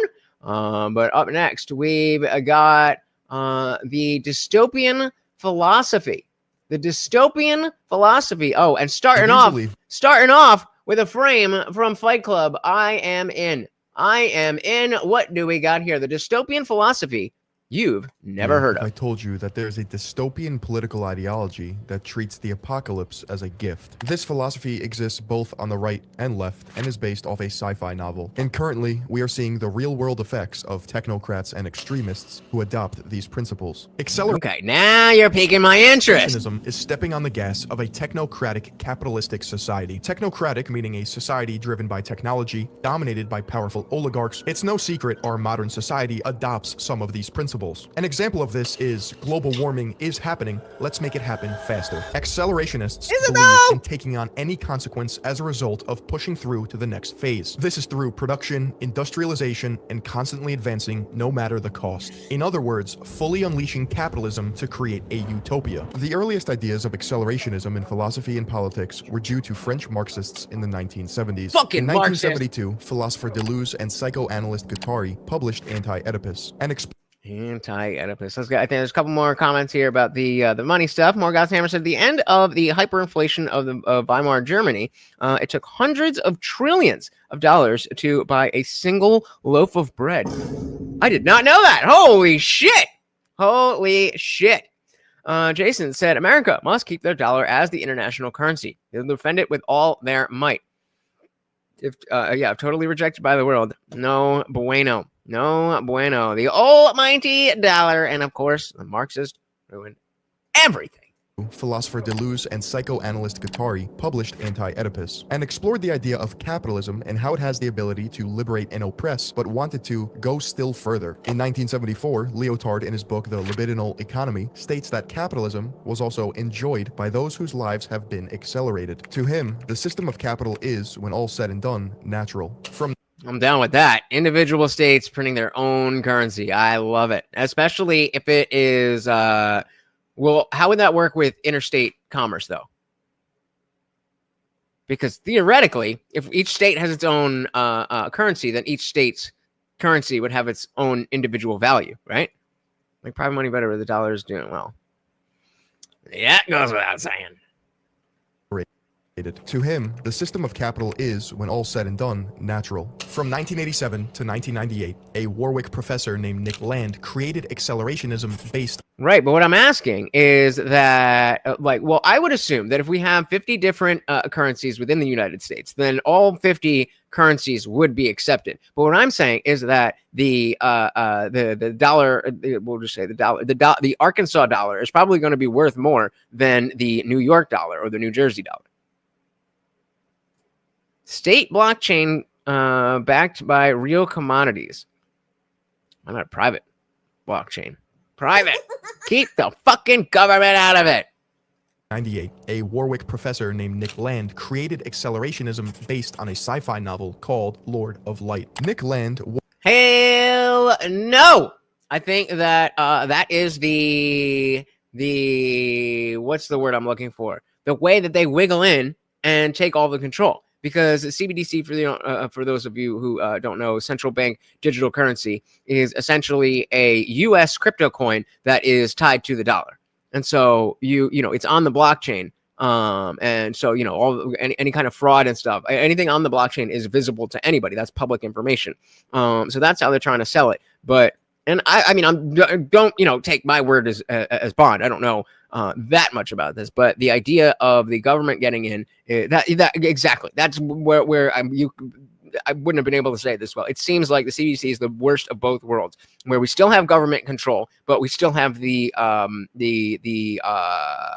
volatility, and I don't like that. Just fucking. Do I not always throw it back? Do I not? And pause. Do I not always put it back 5 seconds? Always? Chill the fuck out. Accelerationism based on a sci-fi novel called Lord of Light. Nick Land was and still is an absolute mad lad. Nick Land was known for giving fantastical lectures, spewing out buzzwords, climbing over chairs, laying on the ground, making guttural noises from his throat, anything to get a strange reaction from his students. Like a grindcore band. In 1995, he founded what is called the CCRU, or the Cybernetic Culture Research Unit. The Cybernetic Culture Research Unit. This can be described as an experimental cultural theorist collective, or a really weird academic think tank. Nick Land. Yeah, exactly. So it's fiat money because it's still tied to the dollar. So the only thing digital about it is the fact that it's literally no different than when you open your bank app and the number that's there. Like, there's no actual pieces of paper that represent those things. It's just there. And so now, then the government, but like it's there. It's privately held in the banks, and I mean, of course, we all know how closely they are tied. But still, there's at least some level of private interest in not fucking shit up. I don't know if that's as good as it seems. Maybe, but I am scared of change when it comes to that. I will be honest with you on Cultural that Theorist Collective, or a really weird academic think tank. Nick Land created the CCRU with Sadie Plant, a fellow professor at Warwick. Mark Fisher, student of Sadie Plant, was also a founding member. The CCRU covered topics ranging from futurism, technoscience, philosophy, mysticism, numerology, complexity theory, and science fiction. This would begin his descent into madness. He became a satanic cultist, fled to China, and coined the term the Dark Enlightenment. Mark Fisher would ultimately distance himself from Nick Land and would become a left accelerationist, focusing less on capitalism because he thought of it as more of a hamster wheel of production than any actual progress. To him, capitalism was a disappointment to accelerationism. Central to accelerationism is the idea of hyperstition. According to an hyperstition, I've not heard that interview before. between Delphi Karstens and Nick Land, hyperstition is best described as a positive feedback circuit including culture as a component. It can be defined as the experimental technoscience of self-fulfilling prophecies. Superstitions are merely false beliefs, but hyperstitions, by their very existence as ideas, function casually to bring about their own reality. So what would be, DJ, what would be an example of that? Hyperstition is a positive feedback circuit, including culture as a component, and can be defined as experimental technoscience of self-fulfilling prophecies. Superstitions are merely false beliefs, but hyperstitions, by their very existence as ideas, function causally to bring about their own reality. What? Capitalist economics is extremely sensitive to capitalistic economics, he said, is extremely sensitive to hyperstition, where confidence acts as an effective tonic. And inversely, the fictional idea of cyberspace contributed to the influx of investment that rapidly converted. I don't. I don't know what that means. Hopefully it explains it. Superstition, where confidence acts as an effective tonic, and inversely. The fictional idea of cyberspace contributed to the influx of investment that rapidly converted it into a techno-social reality. No, I hear you. I'm just as confused as you. There are Okay, four good. elements. Okay, all right. We're all on the same page then. Of hyperstition. Number one, it is an element of effective culture that makes itself real. Think of the stock market. It can either go up or down depending on speculation. Number two, it is fictional. The future is made up, but it's actually real because of society's visions of the future. Think of Brave New World, 1984, Terminator, iRobot, or even Ex Machina. Number three, hyperstitions are coincidence intensifiers. This means that accelerated fictions come true faster. An example of this would be accelerated fictions come true faster. Accelerated fictions come true faster. That's an interesting phrase right there. This means that accelerated fictions come true faster. An example of this would be capitalism. Technology increases and continues to feed back into itself. New technology means faster progress, which means more new technology. Number four, hyperstition is a call to the old ones. On the other side of tech exists nature itself. All of this sounds like a sci-fi novelist's wet dream. I do in general believe that technology is nature. I think that which exists is nature. And so for natural humans who were born, I mean, unless any of you were born out of, test tube, but even still, the fact that we are natural, anything that we do is that then becomes natural. Like we wouldn't say that a beaver dam is not natural and is technology. And so these robots, I just think it's a same category, very different degree. Technology is the answer that humans have to unlock to find the truth. The idea here is that there's no need for a left or right when the true answer is technology. In fact, there will be no need to fight over policies when everyone's problems are simply solved. I mean, if you're enjoying this, go fucking watch Pluribus. Because of technological advancements. Modern examples of people who would fall under the accelerationist umbrella. Okay, individual people. This should help bring it into the a little bit down. Would include Steve Bannon, chief strategist of the White House under Trump, Peter Thiel, co-founder of PayPal and Palantir, Mark Andreessen, the man who literally invented the internet in the form of Netscape, and I thought that was Al Gore. Curtis Yarvin, aka Mencius Moldbug. Have you ever heard of taking the red pill? It's literally tossed around every single day on what? Never heard of that. On every corner of the internet. Curtis Yarvin, under the Harry Potter-esque pseudonym Mencius Moldbug, an alt-right technocrat blogger, coined the term in 2009, taking the metaphor from The Matrix. Perversity and all evil are also technically natural. So yes, a better word or reference should be used. And I mean, it functionally, it makes sense. Functionally, we're talking about things that come about more organically versus things that you need to put human consciousness and labor into. Fair enough. Like we can understand the difference between if we say this is not a natural resource. Like it is, but I understand that you're saying it's not water or something like that. Did I miss something? Horror was here before. Horror invented. Wait, what? Horror was here before Poe. Horror invented Edgar Allan. That sounds like a joke, but I don't get it. ExpressVPN totally free. And thank you to ExpressVPN for form of the Dark Enlightenment. Nick Land's ideas were expanded upon by Curtis Yarvin under the pseudonym Guys, if you do me a favor, if you are dropping links in the Discord, please just let me know how long the video is. Mencius Moldbug. The Dark Enlightenment is synonymous with neo-reactionaries, or NRX for short. Depending on what form of acceleration you're talking about, you may see it denoted like this. R/AC equals right-wing accelerationism, L/AC equals left-wing accelerationism, or even an offshoot such as Kaliak or Kali Yuga accelerationism. According to Kali Yuga accelerationists, we are living in the Kali Yuga, or dark times. And as you know by now, surfing the Kali Yuga means embracing the darkness. DJ, can we split the difference between the baby woo-woo and this is getting a little out of my realm? Letting things happen and even stepping on the gas. Not surfing the Kali Yuga refers to traditionalism, but this is an escapist answer to modern problems. On the spectrum, you have traditionalism and modernity. Traditionalism is an escape from modern times. Traditionalists want to live like civilizations in the past, and they define tradition as truth. It's simply hating the modern world and yearning for a return of the good days. I put good days in quotations because I think we've all read a history book or two. Modernity is the reality that we live in now, and capitalism is the vehicle that drives modernity. Accelerationism is one of the alt-right answers to getting out of the Kali Yuga, or the Dark Age. I didn't mean the woo-woo part. I just meant the depth part. You were saying before that it was like baby stuff, and I'm like, okay, that's baby stuff. Give me some real shit. But I'm saying this might be too real. This might be too real. This is a little bit further down the rabbit hole than I can understand. But we're right. We ride. Is one of the alt-right. This is the excitement of you guys picking what we say, and then you know what?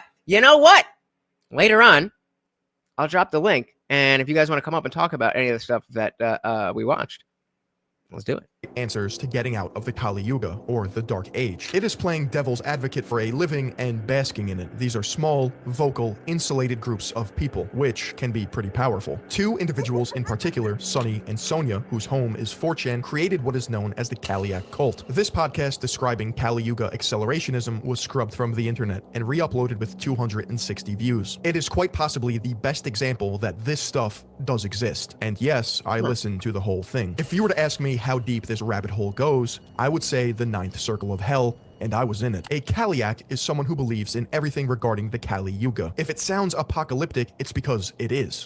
Okay, well, I was gonna say, it sounds a little bit apocalyptic. To these people, modern times are so bad and estranged from tradition that we are living in an apocalypse or the Kali Yuga. This podcast is hard to get through, considering both the subject matter and cadence of the subjects. But they describe getting off on post-meta-ironic humor. In other words, never, ever, ever admitting that they're joking. And that is the joke. Your ability to do that is precisely the currency on 4chan.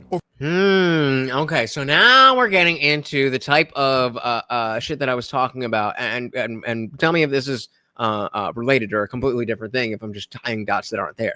But how we're talking about, I think the Groypers and the Ortho Bros don't actually care about getting spreading their ideas any further than it represents their channels, their brands, and so on and so forth. Whereas over here, we actually want to change society. We actually want to influence society. It seems like these groups are not there to actually get these ideas out there, but just capitalize on people talking about them. The joke. Your ability to do that is precisely the currency on 4chan. Over the course of an hour and a half, they describe their vision of an ideal society and characteristics of the Kaliak cult. They believe in a strict caste system, a characteristic of ancient. Yeah, that's my family, the Brahmins. Let's go. I'm better than y'all. I'm better than y'all. Societies, which consists of separating people based on gender, class, alpha or beta-ness, race, sex, ethnicity. I mean, maybe that's what he says. I don't necessarily think that he's lying. I just think that if he was given the choice of you can press this button and the crucible becomes the biggest thing and you become rich and so on and so forth, or you push the other button and nobody knows who the fuck you are, but you live in a Christian nationalist nation as you want it, I think he would pick the first one. That's going to a poll. That is going to a poll. Which button would Andrew? Oh my God. Would Andrew Wilson push? Crucible goes. No, we'll say Crucible makes him rich, or no one knows him, but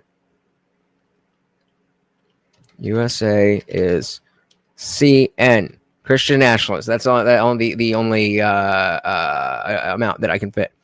So the question is, which button would Andrew Wilson push if he has two buttons? One, he hits the crucible, makes him rich and everything for his brand. And two, nobody knows who he is, but we live in the society that he is saying. People based on gender, class, alpha or beta-ness, race, sex, ethnicity, culture, IQ. This can go on forever. Bezos and Elon Musk and all them think they have a duty to destroy the material prison world and liberate us from our flesh. I like my flesh. I'll keep mine, please. No, I think you have to be a little bit human to be humanoid. Larry said DJ gets it. We've been ruled by a cult for a long time. That I believe in. I just, these details. I've never gone down the rabbit hole. We said the left and right wing technocrats are not actually working against each other. Yep, and that's a step above the uniparty that we talk about, right? That's at least one step above the political uniparty that the Nancy Pelosi's of the world and the fucking what's his name, Lindsey Graham's of the world are working together. That's like a low level uniparty corruption. This is a whole other thing. Depending on where you sit in the caste system dictates your worth as a human. According to them, Aryans are at the top, and at the very base of the pyramid are the untouchables. To summarize their beliefs, members of the Kaliak cult believe in purebred humans, Darwinism, survival of the fittest, tradition in the sense of a metaphorical truth, intercaste marriages, genetic determinism, and accelerationism. At 29 minutes, they describe how they don't have a specific timeline in spreading their ideology across 4chan. This is because you can get into an argument with someone one day and then change their mind the next. Meanwhile, it's the same two people arguing, just changing their approach in how they manipulate their language. Like the internet. To summarize the different types of accelerationism, Inventing the Future from Shrinchek and Williams and the CCRU are examples of left accelerationism or contemporary accelerationism. Left accelerationists believe in full automation and universal basic income. They believe the only way for a society to collapse is to be pushed to the breaking point, or accelerated, so that a true socialist society can exist in the aftermath. However, after Nick... So, burn it all down to build it up again, essentially, to super simplify it. That's what they're saying, right? That we are, going back to the what'd you say? The where was it? The material prison. We need to be released from that so that we can go into the new world order, right? I know that's a very basic and surface level, but am I on am I on the right track? That a true socialist society can exist in the aftermath. However, after Nick Land left the CCRU, he accelerated a little too hard and created a new sect of accelerationism called Landian accelerationism, which is synonymous with right accelerationism. Landian acceleration. So again, when we're talking about accelerationism, we're talking about moving towards this dystopian idea, right? Accelerationist, or r/ac, believe that machines are going to take over the world and kill everyone, because technology has gotten to a point where it is irreversible. But this is a good thing, because we will surrender ourselves to the one true God, technology. And lastly, far-right accelerationists have been lumped into the pot with white supremacists and neo-Nazi groups. They advocate for a civil war or assassinations to speed up the process of anarchy. Man, I really just need to go outside and touch some grass. Definitely. Don't we all? So yeah, damn, we had Asmund fucking covering that whole thing. We could have done that. Let me drop the link here, and yeah, what do you guys think about that? I definitely, again, believe that this level of control and the caste system that they're talking about definitely exists. I don't have any way to verify. Oh, it definitely is this. We definitely see ways that it makes sense, but in terms of the hard proof, that's why they're so good, because they they hide that shit. Did I put the link? Okay, I did put the link. All right. So up next we got Jordan Maxwell, the water money symbolism breakdown. Okay, I've not heard of this before either. Get you guys that link one more time. Let's see what we got. For educational critical review and reaction is Jordan Maxwell. I was going to talk a little bit about commerce, because, like I said, you look up the word commerce in the dictionary, especially in a law dictionary, it would tell you commerce is sex. And this is why you have to have, you have to understand where these words come from. And let me just go through some of this very quickly, because a lot of people never thought about this. We say things like money goes through your hands like water. Well, then we talk about money being liquidity, liquid assets, or you are awash in debt. Think about all the words that we use in relation to water. All right, let's pause there. Jason says, for true new world order, there must be only one global currency coming back to CBDC again. That is the real power grab. full control over your purse. Mark of the beast scenario. Do not let it happen. Do not let it happen.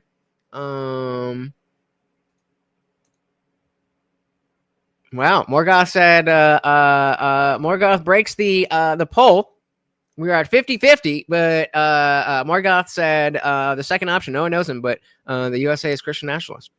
Interesting. Because you said if our rulers are playing by esoteric, whack spiritual rules, we must be aware, even if we don't believe, as our smarter, resourceful billion enemies do. Agreed. I want to know what the belief is, even if I don't believe it. Now, again, this specific idea, how deep down the rabbit hole have I gone? Not very. How deep am I willing to go? I mean, I don't know. This shit's kind of fucking scary. So I don't want to go too deep. I want to live in my little bubble where I can argue about regular culture war issues. We got Trey in the building. Welcome to the party. So hearing this really makes me believe ignorance is bliss. Bingo. Yep. Stuff like this, I'm happy to be ignorant. There is a exactly what you're saying, a level of once you know this stuff, there's no putting the toothpaste back in the tube. You can't unknow it. You can't unsee it. HR Death Poet, thank you so very, very much. You have a good one. All right. We said no right-wing acceleration along developing robots that will literally replace everyone. Is that right-wing acceleration though? Is that how it would be characterized in the? Because like I don't see that as the surface cultural level. We don't see that. I wouldn't put that on right-wing. But at that level, does that count? And how is that right-wing? Understand this cult is all that matters. I've got some work to do. All right. So money and water. Liquid assets, or you are awash in debt. Think about all the words that we use in relation to water. And so if you go to court, you're in hot water, and somebody's going to have to bail you out because you're. Bail is a water term? Bail? What does bail have to do with water? And somebody's going to have to bail you out. I mean, like maybe if you said pale. Because you're in hot water, they're going to bail you out. Why? Because you're flooded with bailout money, or your bank account has dried up. You have an offshore account because you're drowning in debt. But we were running a tight ship. We don't want you to make any waves or rock the boat. And so the whole idea is on you on board the citizenship. And so you're laundering dirty money in the mainstream. You have shipping departments. The bank will levy your account. And don't worry about it, because one day your ship will come in. You know, and it's very interesting in commerce. The word mer, M-E-R, mer is a word for the sea, for the ocean, like mermaid. And so mer is the sea. And the sea has always been an enchanting, with the waves coming in and going out. We say it's just an enchanting sea. Somebody help me out. What is he talking about? What are we talking about? And so the enchanting, well, chanting is a form of music. That's why you have a bank note. And what? Liberty. I mean, wait, is this Liberties? Yeah, man. I don't know. What even is this? What is he talking about? Well, you know, it's a bank note, just like music. What? I don't think that's how that works. Let's let it go for a little while, and then we'll see. I saw he put up a clip of it. I think I have that on my watch later list. We can check that out. So you have a bank note, which is the chanting, and that's why you have a mer chant, because it's a mer chant. A mer chant. C and the chanting C. So we have merchants. Shout out to Noah the Great. Welcome to the party. Said we live by the law of the sea. What is the law of the sea? You said, I love this rapid fire word fallacy style. He may be onto something. Maybe. This is Liberty's fucking recommendation. You guys are picking the videos tonight. but he said you'll get there. So I mean, it's only a few minutes, so we'll let it ride. We'll let it ride. And if you're going to get enchanted, you're going to. And if you super chat a title or something, then you get priority. Go into the store. You're going into the entrance because you're entrancing. You have been entranced, so you go in the entrance. Bro, this is the gayest shit I've ever fucking heard. So therefore, we have scholar. This is like some fucking woo-woo crystal shit. Like, well, 7 is 7 is a lucky number, and there were 7 people in line today, so that means God loves me. What?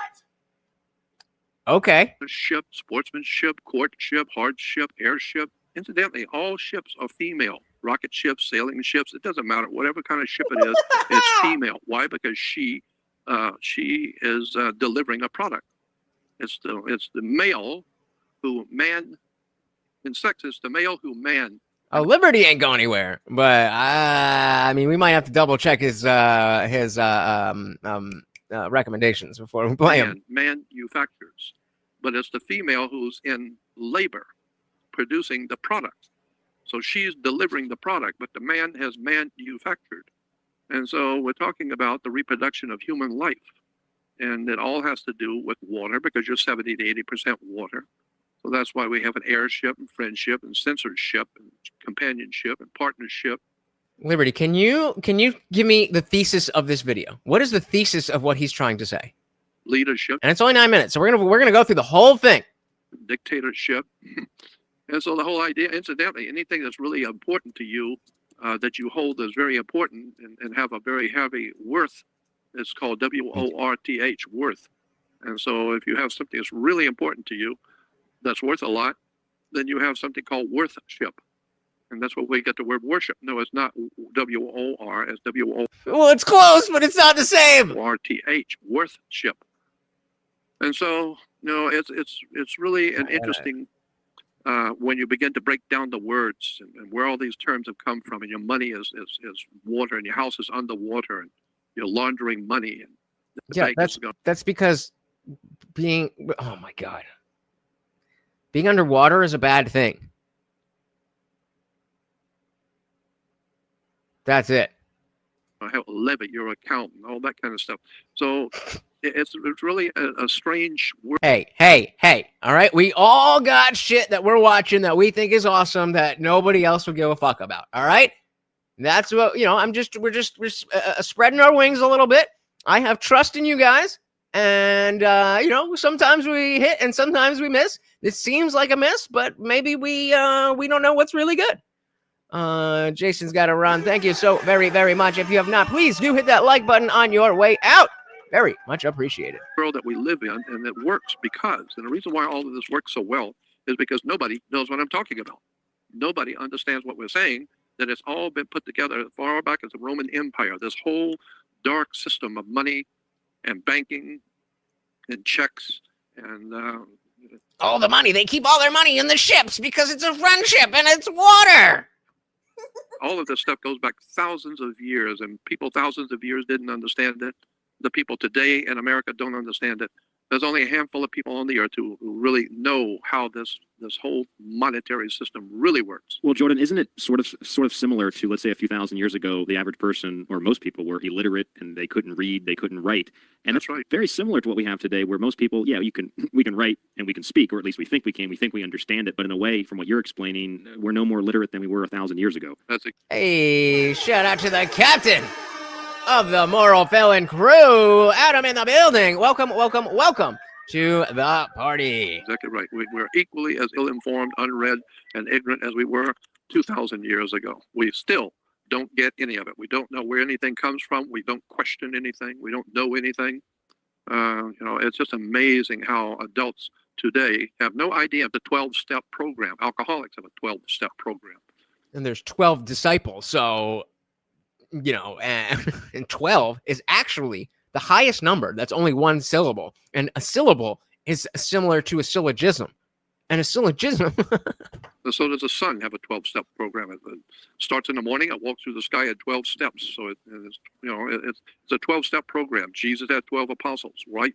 Oh, I called it! I was joking!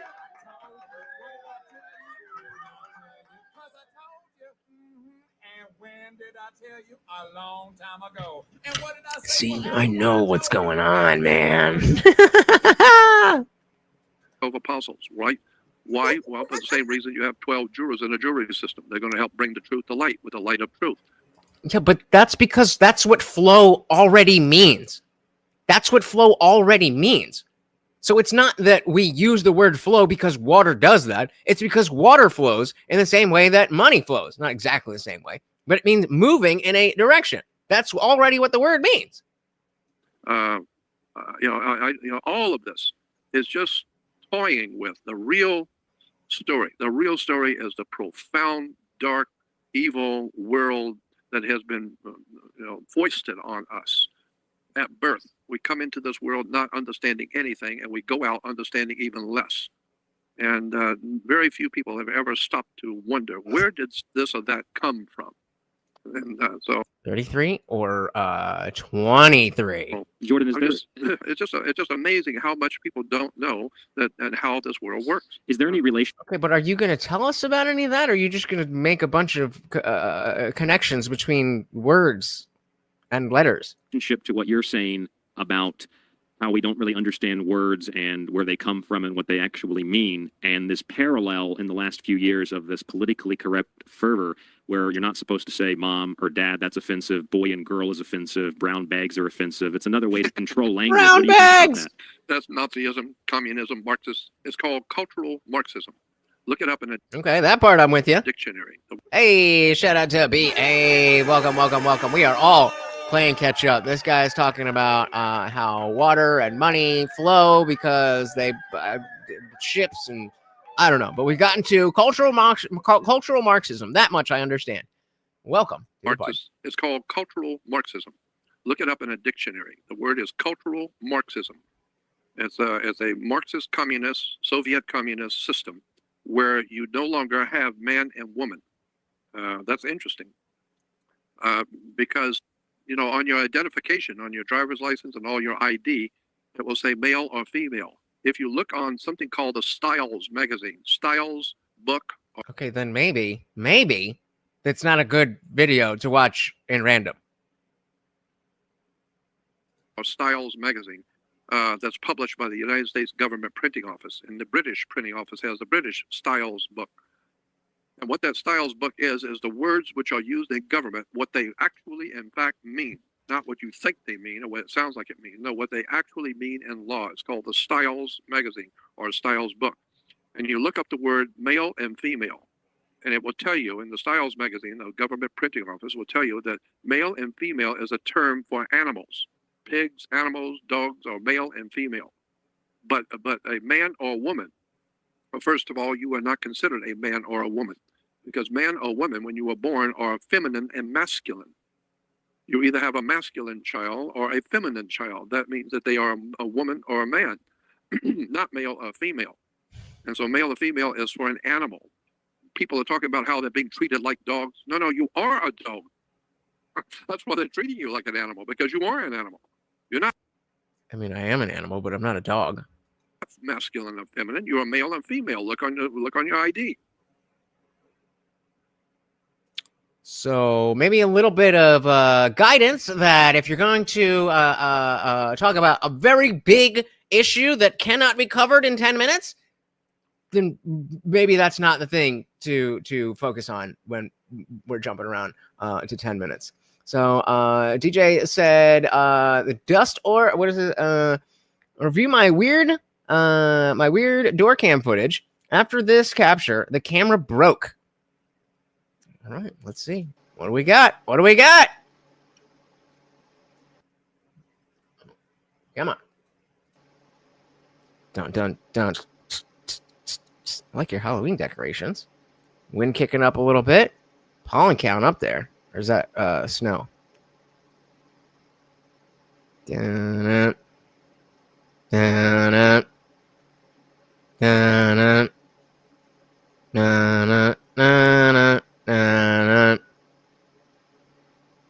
If this is just it, I'm gonna be mad at you.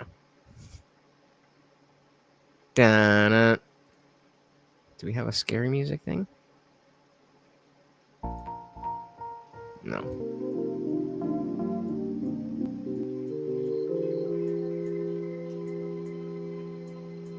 What are we doing here, brother?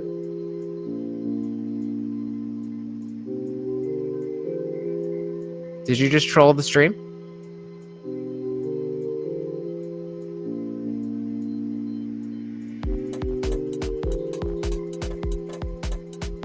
All right. Well, I guess that is the end of letting you guys choose what we watch. There was a video somebody asked about Rob Noor and Atheist Defender. I'll find that one, but let's check out our boy Craig. Oh man, I got destroyed at DebateCon because he still tried to bring up the secular humanism. And again, as much as I love that people want to empirically understand what is right and wrong, secular humanism does not work. BK said, maybe I shouldn't have taken my green crack weed before watching this. This is my second time trying expensive weed, and I hope it won't be another bad experience. Nah, we gonna make it fun for you. We gonna make it fun for you. Mate, who is described as transgender, with whom he had a romantic relationship. So this guy is trying to deny that the Charlie Kirk shooter was left-wing. And in fact, that he was right-wing. So I will say that I was probably incorrect about that specific thing. Name me a left-wing government, since you're saying there is no right in. Give me historically a true left-wing government. The Bolsheviks, Soviet Union, the government of Uruguay today. The government of Uruguay. I hate that guy's voice. Today, did they enact violence? Yes. Okay. Thanks. So the argument, the violence that goes inextricably tied with enforcement, it's not a win for you. I would say that if you want to play fast and loose with definitions of left and right, the governments that we can see that would be easily identified as left, such as the Bolsheviks and the Soviet Union, Mao and the Great Leap Forward, led to hundreds upon hundreds of millions of people dying. This is not what the prompt is talking about. The prompt is clearly talking. That's why we love Robin Grid destroying them. About non-state actors of violence. Your conspiracy theories and hatred of Trump exercising legitimate authority is worthless. Nothing. And I reached out to Craig, the guy with the hat on the bottom. I reached out to him after his DebateCon debates, and I was like, "Look, brother, I am also an atheist, but you just got demolished. You just got demolished in a religious debate, and he usually debates flat earthers, and so not the same thing." And so I was like, "Yo, like I'm not necessarily the best at this, but I could certainly help you out with some of the basics." All right, well, learn the hard way then. Nothing of the prompt limits. You don't want to use this because it's a very big defeater for your position. I get that. Lawful use of state authority is not the violence that we're talking about. That's my point. That when ICE is kidnapping American citizens, name them. They're not. Name them. They're not. You can't, bro. You can't. Enacting violence. Name them. I'm sorry. They're not enacting the law, which is political violence, and you want to run away from it. Name the American citizen. Name the American citizen that's been kidnapped with a black bag over their head. Go ahead. In the last couple of weeks, ICE has shot a priest with a pepper ball in Portland, violently tackled and arrested a journalist documenting a raid in Portland, and tear-gassed a birthday party full of children in Chicago. What you're doing is reading left-wing sources that don't have the context list. What we see is when we look into the source said it, so what do you mean?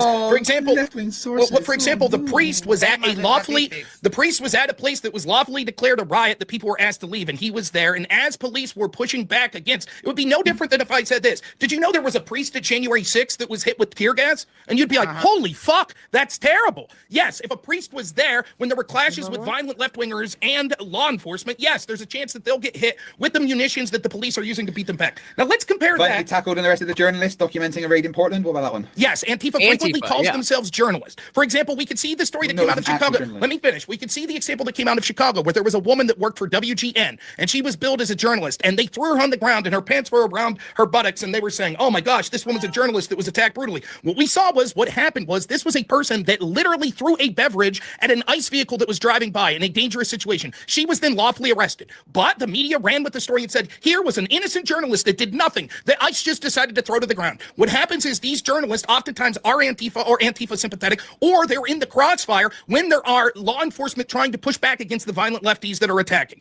And then people like you read these stories from places like CNN and say, oh my goodness, this is attack against innocent people. And do you have any evidence for all that you just said? I just gave you the entire story of the woman from WGN. Yeah, I mean, you claimed something, you got any evidence. I don't know if you know how this works, but I asked you, do you have any evidence for all of that lovely yapping that you just said? I'm reading right here from a blog post that said Joe Biden is... Wait. Got it. Wait. I'm reading right here from a blog... That's three. I got you. 2 hand wave dismissals, and now we're quoting from a blog post. Got it. I don't know what you're trying to say. I don't understand if it's your accent or your stupidity. It's okay. Nonetheless, it would be no different if I said this. I'm reading from a blog post that said that Joe Biden claimed that he's a lefty. He personally attacked right-wing journalists all the time using violence and pepper spray. And this same blog post says that, trust me, all the journalists that are claimed to have been attacked under Trump weren't really journalists and it was justified. There you go. There's my evidence. That's what you're doing. Mr. Miyagi would be really proud of you. Why is this button not fucking working?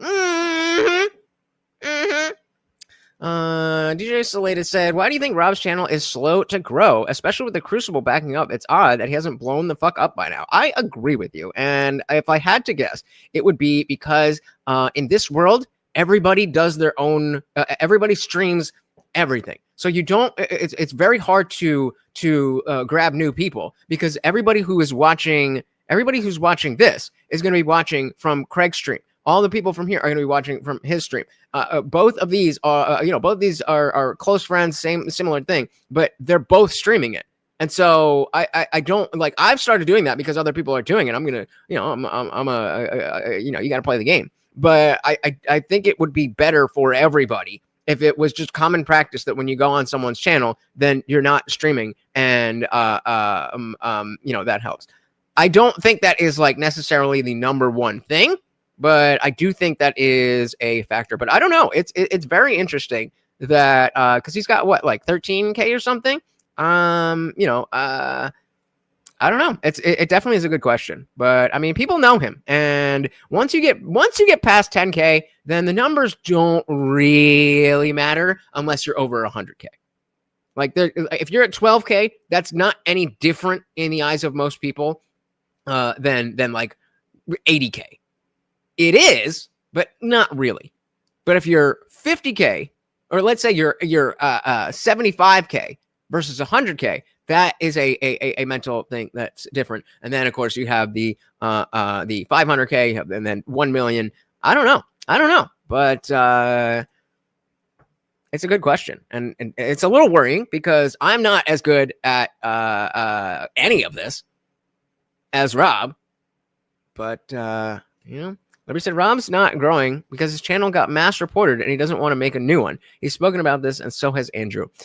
I don't know. I don't think that is how it works. When I had an issue a while back when someone wanted to debate me, and they got mad and blah blah blah, and they're like, "Oh, mass reporting." I don't know, and I was talking to Team YouTube on X, and I was talking to ChatGPT, and I was like, how does it work? And they said it doesn't work like that. But who knows? Nobody knows how the algorithm actually works. But that's just the name of the game. You got to just do it. And if you build it, people will come. It might take a little while, but it'll happen. If you're good, obviously. That's what you're doing. Mr. Miyagi would be really proud of you with all that hand wave that's missing. I'm gonna as soon as this. I like the horseradish. I like the way that he does it, because the biggest thing I dislike about Grid's format is how much time is spent just like, okay, so what should we talk about? Like, let's get however many prompts, and it's like, these are the prompts tonight. Pick which ones are best for you. And I mean, people end up picking things they don't really believe in either, or anyway. So I think it benefits to just have prompts. And here are the 10 prompts. You can pick from these prompts, and then the final battle is, well, whatever anybody didn't want to debate, then one of you got to take one side and one of the other.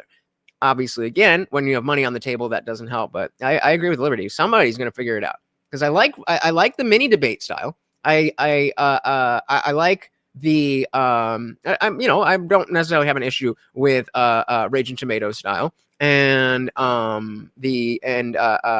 like the way Speakeasy does things. I don't love verbal combat, but that's probably because I don't have enough people to send $10 to get me into debates. But we'll get there. We'll get there.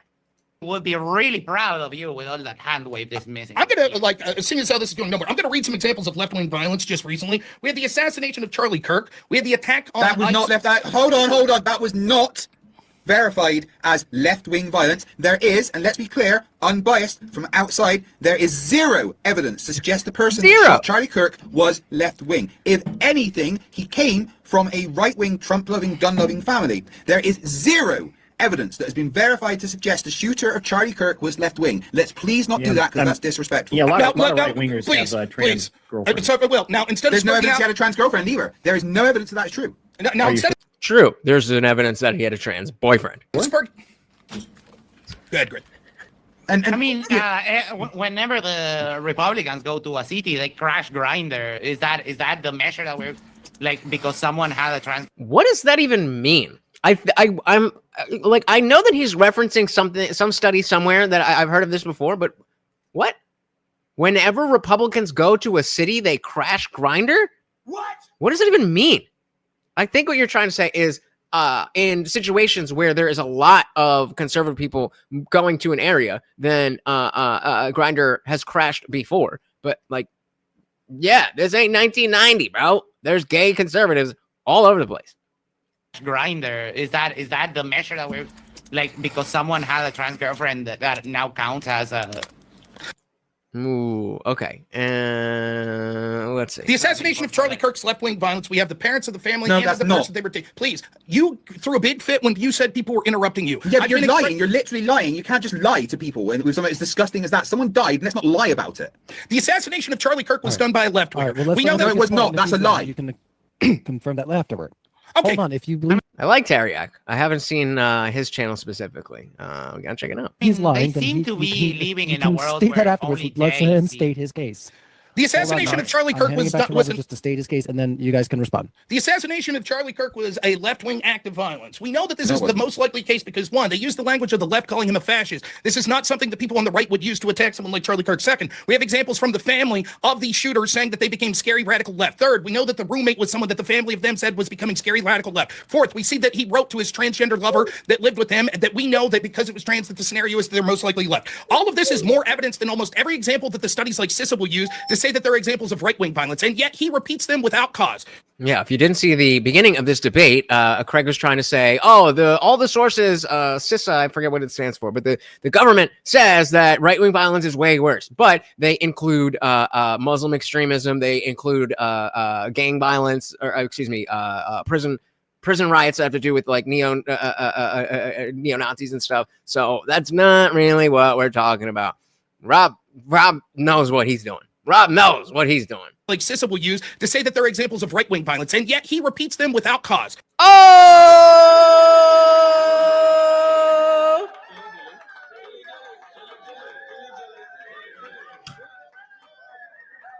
Got him.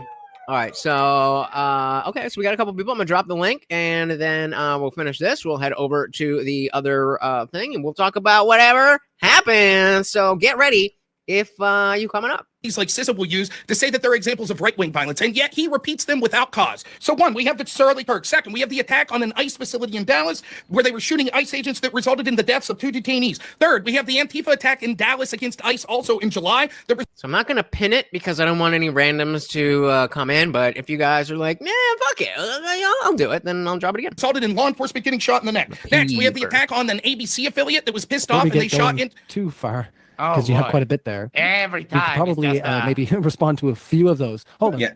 Hold So if on, I could Max, just we respond to can the Charlie respond Kirk to one. maybe a couple of those, and then we'll let you continue on. If I could just Sure, respond, Max, let's start and there, then and we'll try yeah, to move through right. some of the examples that Robert gave. So literally everything that he said about the Charlie Kirk shooting was incorrect. The Charlie Kirk shooting Was rumor it about the suspect having trans lover was pushed by tabloids but disputed and then rolled back by many more reliable outlets. So there's literally zero Give me the evidence of outlet. Give me the outlet that rolled it back. Go ahead. There's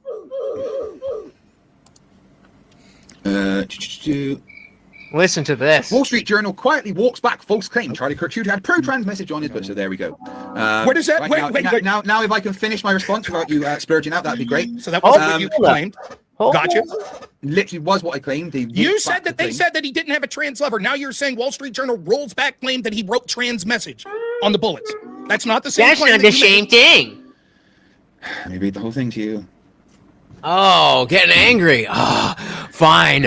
I know that I must be right. So let me find something in here that goes along with what I'm trying to say. That framing unto this unflagged by commenters equal to draw connection with transmitted people. Again, red flag when people are trying to read. Because if I'm reading something, you know, I don't fucking reading studies in the middle of debates.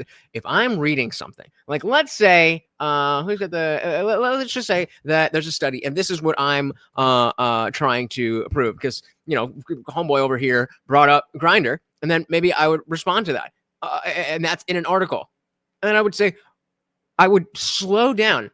I'd be like, we see that this maybe Grindr crashes because Antifa follows right-wing events to protest them. I would want to be slow and let that fucking hit. But when you're like, it makes it seem like you don't actually believe in what you're reading and you're hoping to just get through it and nobody understands what you say so that you can just move on. It's a really bad look. And that's not just Craig, and that's just not just the left or the right. That's just people in general. Thank you. That framing unto this unflagged by commenters equal to draw connection with transmitted people, Justice Department officials stressing that the bulletin's detailed, blah, blah. New York Times reported that there is no evidence that ammunition. No, there's nothing in there about him having a trans partner. But you said there's nothing in there because they already reported it. You said they walked it back, but they didn't. Where are we, guys? We did just pass the 2-hour mark. If you would like to keep the party raging, you know how to do it. And look how fucking cute he is. See, he already expected it. Come on through. I know you got 99 cents for the puppy. Nothing in there about him having a trans partner. But you said they rolled it back. Didn't. Right, okay, I'll get the other sources for that one. Everybody knows. What do you think? One. Let me get the other one. Hold on, give me a sec to get the other source. While you're looking at, what do you think he meant when he said "catch this fascist"? That was a right winger saying that? A centrist? Of course not.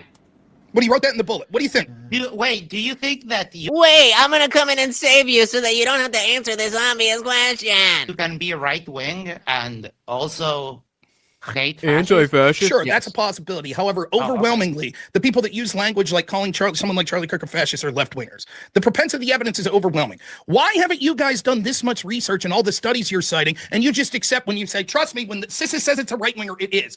Daddy government never gets anything wrong. I just went through examples of how CISA was flawed and the Persecution Project was flawed in their mischaracterization. I didn't mention CISA. Of course you did. That's your entire opening statement was using data from CISA. For Charlie Kirk, I haven't mentioned CISA. I didn't say you did. I said that you just say, CISA says. Hey, shout out to Dylan Sue. Welcome to the party. Very good to see you, buddy. Hey, and we got a $2 holla from DJ Isolated. Said, Marty believes in God. And by God, he means me. I am your God. There you go. And the party rages on. Thank you so very, very much again, guys. 2 of you said that you would come up, and I dropped the link, and I don't see nobody. So are you full of shit or what? I didn't just use CISA, though. No, I didn't just say he used the ADL. I used CISA, ADI, Department of Homeland Security. 195 in the Morty Fund, guys. Thank you so very, very much. Security, the AELDL. I used 8 different sources. And the New York Post actually also ran back the trans lover. Let's hear the quote. Charlie Kirk, suspect trans lover, Lance Twig, blah blah. I hate the way these fucking pages. It's like 95% adverts, and you try to find an ad block, bro. What are you doing? Actual. I know that you are aware. You're aware that the official story is that this shooter actually wrote to this trans person, and said, "Yeah, I'm sorry, I did this," or text them. You're aware of that, correct? Or is that made up? Did they roll that back as well? That is actual. That is actual blasphemy. When people say the Indian Jesus is blasphemy, they are wrong. they are wrong, but actually claiming to be God is indeed blasphemy. Shout out to Radical Sobriety. Welcome to the party. God bless it, Morty. We'll take all the help we can get. Welcome to the party. Very good to see you. I can't find the exact quotes right now. I would have to... Convenient. Craig had made the claim that media outlets had rolled back their previous claims of having a left-wing lover. And they did not. Come on. Oh, my God. Do I really need a new mouse? Please? All right, just work. Right, okay. A trans lover. I'm sorry. I'm going to correct myself. The rollback. You ain't gonna. You got to cam up for me, brother. You got to cam up for me. If it's not on your face, you got to cam up for me. Was actually to do with the messages written on regarding the trans stuff, not the specific one had rolled back. The suspect Tyler Robson, according to Utah State official Mina Robson, lived with a roommate who is described as transgender with whom he had a romantic relationship. So I will say that I was probably incorrect about that specific thing being rolled back. What was rolled back was whether there was trans motives and stuff written on the bullets. That was the thing that was rolled back. So I was incorrect. I retract my statement. Okay. That done? Okay. So the preponderance of evidence shows that this is from a left winger. If we want to stop on each one of these, that's fine. The attack. Although you are making the assumption that because he had a trans partner, he was left wing. Yes. Along with all the other. That's why he said the preponderance of evidence and not proof. That's not true. I know right wingers that are trans. So I mean, name me the right winger you know that would have called. I'm not going to tell you my friend's name. No. Let me put it this way: you're telling me that you know a right winger who is dating a trans person that would have called Charlie Kirk a fascist. Yeah. Bullshit. I don't believe you. Bullshit. It's obvious that this was the preponderance of evidence overwhelmingly suggests this was a left winger. Next, the attack on the fact that the evidence shows that he came from a right wing family, from a Trump. So did Destiny, gun loving family. Yes. So did Destiny. Is he a right winger? All of his upbringing, everything about him was right wing. And another part of this debate, Craig here with the hat is reading down different instances of right wing violence. All right, fine. Just for you, and only because you super chatted. I'll let you not cam up. But the I'll take that as a new rule. If I know you and you super chat, then you don't have to cam up. But other than that, I need to see your face. We've run a show here. But he tried to. Craig was trying to list a bunch of right wing instances of right wing violence, and he brought up Kenosha, and we were like, Kenosha. The Kenosha. Are you talking about Kyle Rittenhouse, the guy who was run down and only defended himself and was cleared of all wrongdoing in a court of law? And he was like, I don't know. It just says Kenosha. Camming has nothing to do with girls or anything. It has to do with the fact that it looks goofy when there's just a fucking thing on the screen. I'm trying to be professional. You want to ask about channels blowing up and shit? I already gave you the pass. Are you coming up? All of his upbringing, everything about him was right wing.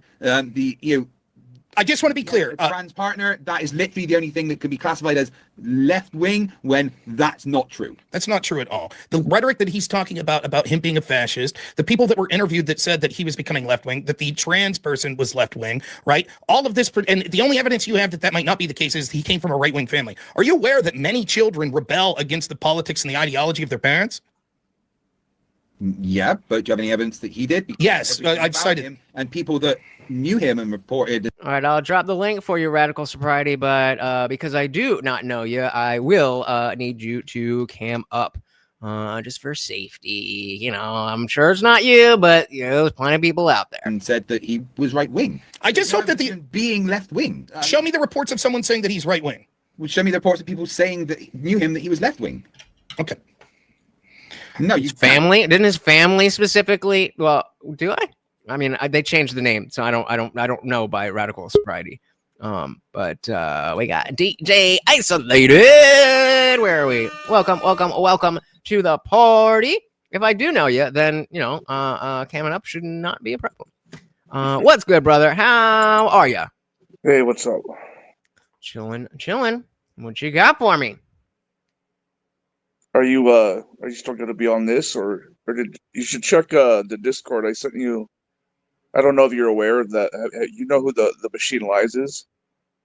Nope. Oh wow. You need to check out the Machine Lies. There's so much lore with this cat. He's like a stoner, hardcore, like occultist, debate bro, hates Andrew Wilson, hates Crucible. Well, why don't you? Since I don't see anything that you dropped, but since you're here, why don't you give us the TLDR? No, I'm good. What? Hold on. All right. Well, while you figure that out, we'll go back to that. Knew him that he was left wing. Okay. No, you can't because there isn't any. See, don't be like that. You can't because there isn't any. And then go ahead, Grid. So yeah, there's publicly reported case where right-wing political shooting. That's the second time where Rob's been like, "Go ahead, Grid," and then Craig started talking. Suspect lived with a transgender partner, and that's, I mean, everything about him and everything. His upbringing and everything shows that he was right-wing. Robinson's parents and relatives described him as having been raised in a conservative Christian household, but spiraling into liberal or leftist views after high school. They cited his adoption of progressive stances on issues like the LGBTQ+, environmentalism, and anti-capitalism. One family member told local outlet, i.e. the Arizona Republic, that he had become radicalized online by left-leaning content, including exposure to socialist influencers and anti-conservative rhetoric. That's from The Independent. He posted pro-Trump and anti-liberal memes on social media accounts. Investigators recovered writings expressing anti-government, anti-immigration views, plus conspiracy material linked to far-right message boards. No evidence he had any connection to Antifa, BLM, or leftist causes. Prosecutors described his beliefs as anti-government and extremist in nature. What are you reading that from? From gathered reports, and honestly, this is the AI overview of Google. But wait, what is it? What are you sending me? Oh, all right then. The links I can go.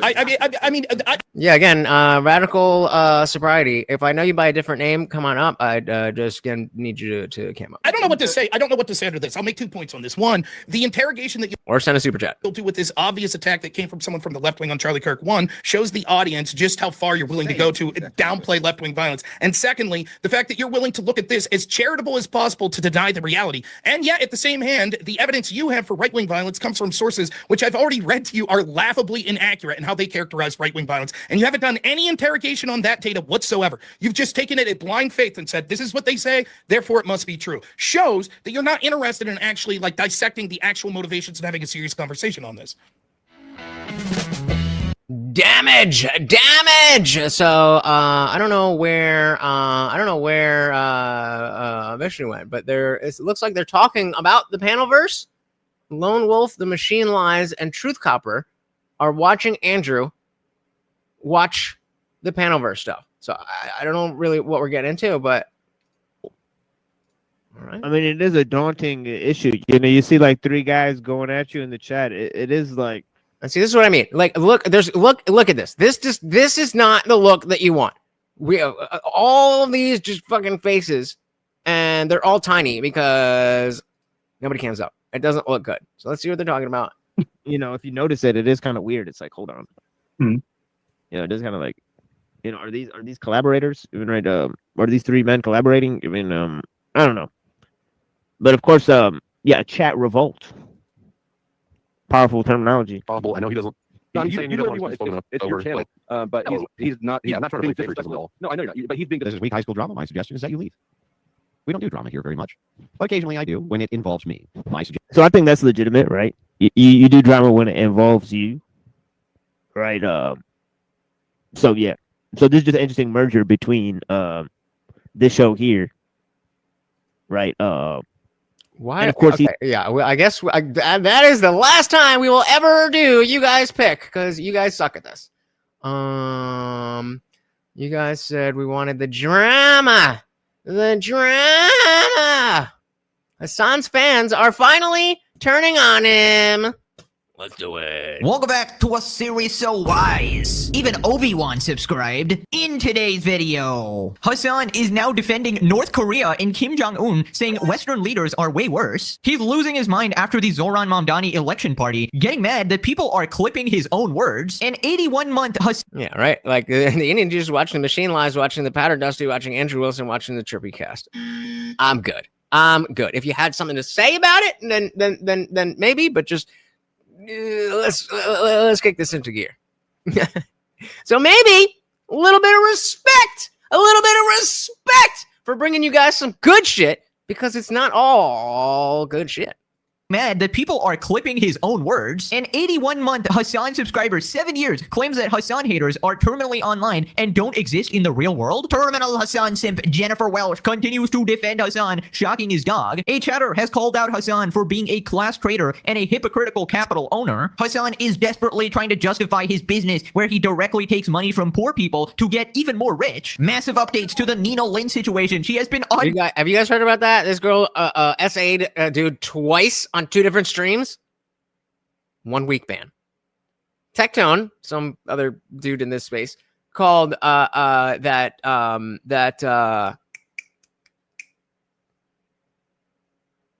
thing. What is it? Not the hijab, but whatever. Frogan called her fat. Got a week. So if you call somebody fat, you get a week. If you SA 2 people, you get a week. Maybe. It's a little bit more about Dan Clancy. I love the way he says Dan Clancy. I am so glad. I am so glad that I never got anywhere on Twitch, because since I started the Indian Jesus, I was streaming. I had the different version of StreamYard where we were on YouTube, X, Rumble, Instagram, Twitch, Kick, and I think one more. But I was onto it, and none of them went anywhere. Like this channel hasn't, hitting any kind of meteoric rise. We've been fucking crawling to 5K. If you are new, please do subscribe. I would love to hit 5K by my birthday at the end of the month. Just nothing on Twitch, nothing on Kick. I guess you got to be a lefty. Banned on Twitch after essaying 2 men on stream literal crimes. Asmongold has responded to the deranged Hassan fan who got confronted by Ethan. Subscribe or you'll become a Hassan orbiter. A fate worse than death. Now let's begin. Right, so a clip has surfaced of Hassan defending North Korea and specifically Kim Jong-un. You cannot make this shit up. Hassan scoffs at chatters who say Kim Jong-un is a dictator. Proceeds to say that all Western leaders are infinitely worse, not just to their own citizens, but to everyone all around the world. I just want to remind you, people actually look up to this guy as an intelligent... Oh, on Twitch? Well, I don't stream there anymore because StreamYard changed their thing. So now we're on YouTube, Rumble, and X.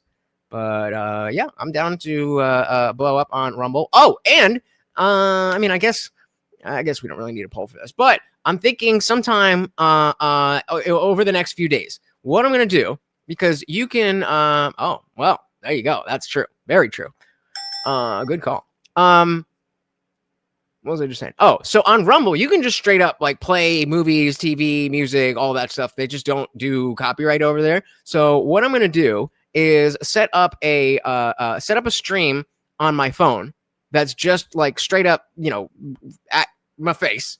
And then the pinned link will be a Rumble link so that we can watch Pluribus. And honestly, I think you guys are gonna want to get in on this. I think the cultural undertones after 2 episodes, the cultural undertones. Not only do I think just by the quality of the show, the quality of Vince Gilligan and Ray Seahorn, that it's going to be a big thing, but the first comment I got on a TikTok I made about it was like, "Well, it seems a little conservative. It's acting like collectivism is bad." We need to watch this show. All around the world. I just want to remind you, people actually look up to this guy as an intelligent political commentator. Keep that in mind. I love people in the chat who do still say like, "Oh my God, he's a genocidal dictator, dude." Like, okay. He would be if he could be.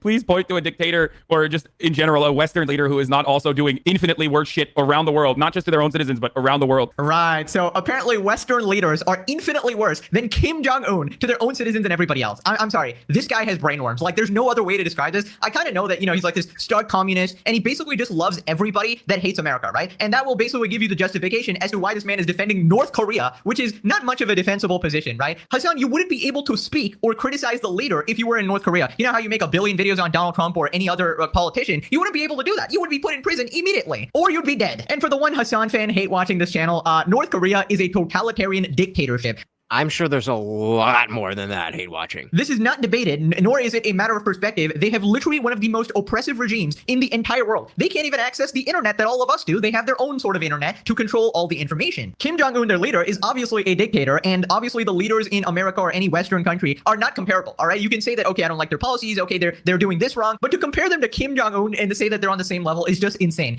And to be able to be cooked that hard by some dude who lives in Singapore that doesn't do politics. He covers political streamers, but he's not talking politics.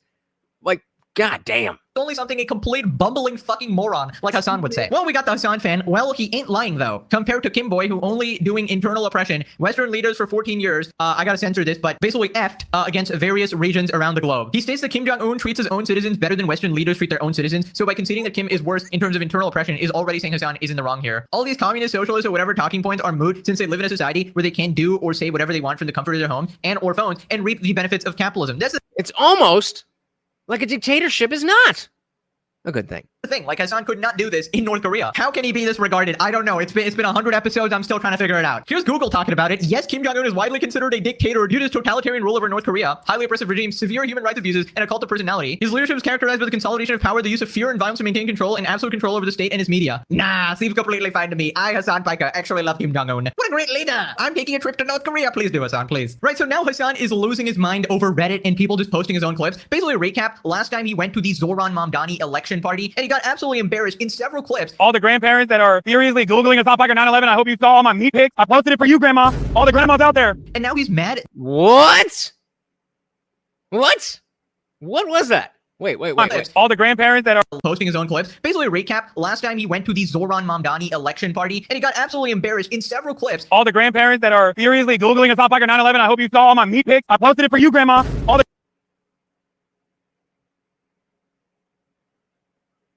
Why are they all so degenerate?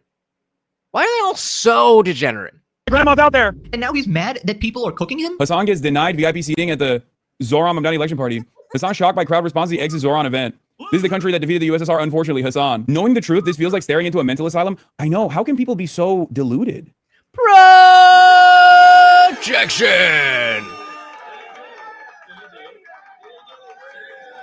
That man definitely knows. Keep those to yourselves, please. Keep those to yourselves. Thank you very, very much.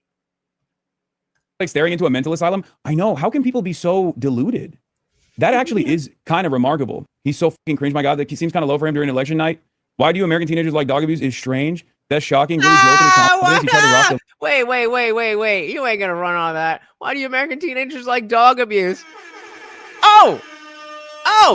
Burn. Like dog abuse is strange. That's shocking. Really jolted his confidence. He tried to rock the vote. Yeah, Hassan calling anybody deluded is hilarious. Buddy, you are the mascot for delusion. You are the human personification of the word itself, right? In case we missed it last time, projection.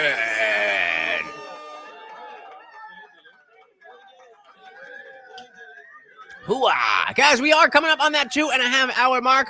DJ bought us a little extra time. I don't know where the fuck he went, but he bought us a little extra time. But if you want to keep the party raging, you know. You don't exist in reality. You have curated a separate universe in which you exist. Also, notice how he literally does not address any of the points, right? He just says, oh, look who we got here. Shout out to Toe Knuckles. Welcome. How are you doing? Hey.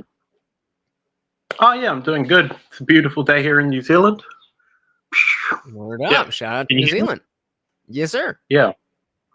I just wanted to talk to you about Jimbo. I don't know what you're talking about. Sorry if I'm interrupting anything. Just fucking around. Yeah. What you got for us? Yeah. Okay. So I enjoy watching Jim Bob. It's just entertaining. Like yourself, I find him as a charismatic dude, and I'm looking forward to this debate. You know. Me too.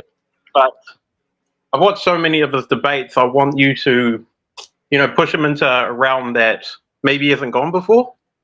You know what I mean? So, that's the plan. Yeah. Yeah. Have you watched much, Jim Bob? No, I have to do. I do have to do a deep dive. I've seen him here or there, but I do have to, see like full debates, see what like where his mindset is, what kind of approaches and attacks he uses. So I haven't done that, but definitely need to. Yeah. Well, the thing is, the prompt is, is secularism the coherent worldview? No. Being an atheist is a rational position. That's the claim. Or that's the prompt. Yeah. And I'm obviously on the affirmative. So but the thing is, he's not going to grant God not real though kind of debate. He's not going to defend Christianity. Right. Well, it's interesting because he, the initial thing that he said was the initial prompt. He was like asking me if I would debate believing in God is a reasonable position. But it's like that was, he saw that after, or he said that after seeing, the discussion that I had on Speakeasy and talking about how I don't think it is irrational. I just happen not to believe in it. But so he said that, and then I went to try something more specific, like what about the God of the Bible exists? But then I was like, that doesn't really work because neither of us can prove anything. And so I was like, all right, well, let's go with your idea, because I don't think that your position, Jim Bob, is irrational, but you seem to think that my position is irrational. So let's flip it around and say that being an atheist is a rational position. And so now he is forced to not only prove that I am wrong or that it is reasonable to think what he thinks, but he needs to prove that it's irrational for me to not have a God belief. And that's an uphill battle. Okay. This is what his argument's going to be. Okay. So you're going to be on the defense most of the time because he's going to be attacking empiricism, I guess. Right. Yeah. But he's going to attack your ability to know what truth is as you got to flesh out, like, do you think like the world's like matter in motion, energy moving around from the Big Bang up till now? Do I believe that? Yeah. Yeah, essentially like the atheist, like materialist worldview. Do you have any like supernatural? No, I don't have any. I don't believe that supernatural is a thing. I think that when people talk about supernatural, they just talk about, because I was saying earlier, we were watching something on technology, and I was saying that robots are nature because humans are natural, and humans, you wouldn't call a beaver dam technology.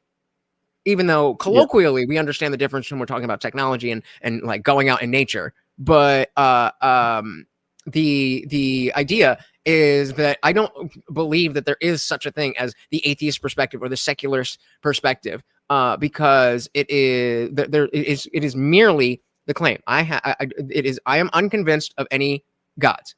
There's no positive claims being made. There's no moral claims being made. There's no prescriptions being made. It's just, this is what I think, and you have to show that that does not make sense in any way, shape, or form, even if I'm wrong. Yeah. Well, I think under Jim Bob's worldview, the very claim, like making claims or like information in itself is a supernatural phenomenon, because I mean, you're not going to find a claim in reality. You can't touch, grab, feel a claim, right. or a thought or a concept. So he's right, but I don't have to prove anything. He is in the position of proving that my worldview is irrational.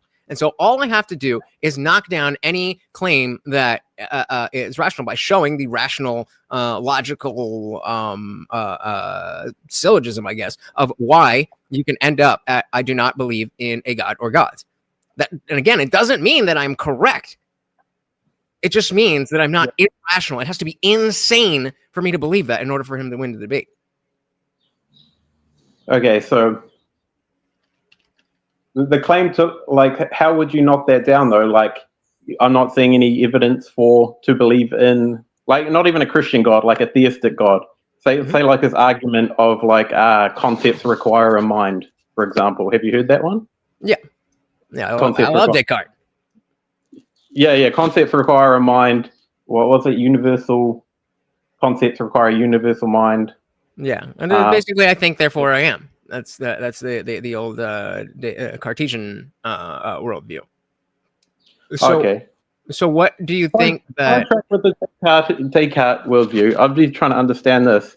When he says "I think, therefore I am," isn't he just saying that he's already assuming the I and the I think?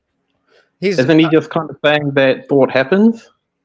Yes, he's just saying what happens. So the idea, to quickly run down, Descartes' whole thing was, what if all the things that I believe, everything that my senses are telling me, so on and so forth, are coming from an evil being, an evil god, whatever, and is tricking me, and all of those things are wrong. So I don't have any way to determine that that is the case. I don't know if everything I believe is upside down. So I have to strip away everything that I cannot be certain about. And so the fact that other people exist, we could be brains in a vat. The fact that a stove is hot. Well, the evil demon could be twisting around my brain to have me touch something that is cold and make me think it's hot. And you go all the way down. What you cannot get rid of is the fact that there is somebody doubting. You can't have the doubt. What if I'm lying? What if I'm being lied to if there is no I? Well, it's like, but that's the thing, like somebody doubting, it's like, kind of see it in my atheistic, like spiritualistic days of like, we're like a cell in a system, and there's all these functions happening in the cell, but it doesn't mean that the cell itself is like, has personhood, I guess, in a way. Like under the matter in motion system, wouldn't we lose personhood? Perhaps. Well, personhood is a theological kind of term in a sense, anyway.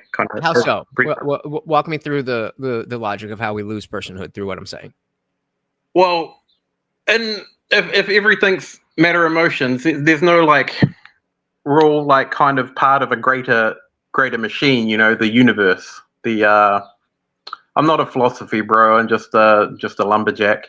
But so essentially, like a war would essentially be like an autophagy, of what's an I don't know. Well, I don't know that word. It's like cells eating itself, when you lose weight, if you fast. Well, I mean, in the context, in the context of cells and stuff like that, I do believe that the entire universe could have some type of connectivity, and I think people could theoretically call that connectivity God, but I don't accept that definition. And so, even if that thing exists, you calling it God doesn't fit with what I believe. And so, I believe in that thing. I am still an atheist because I don't call that God.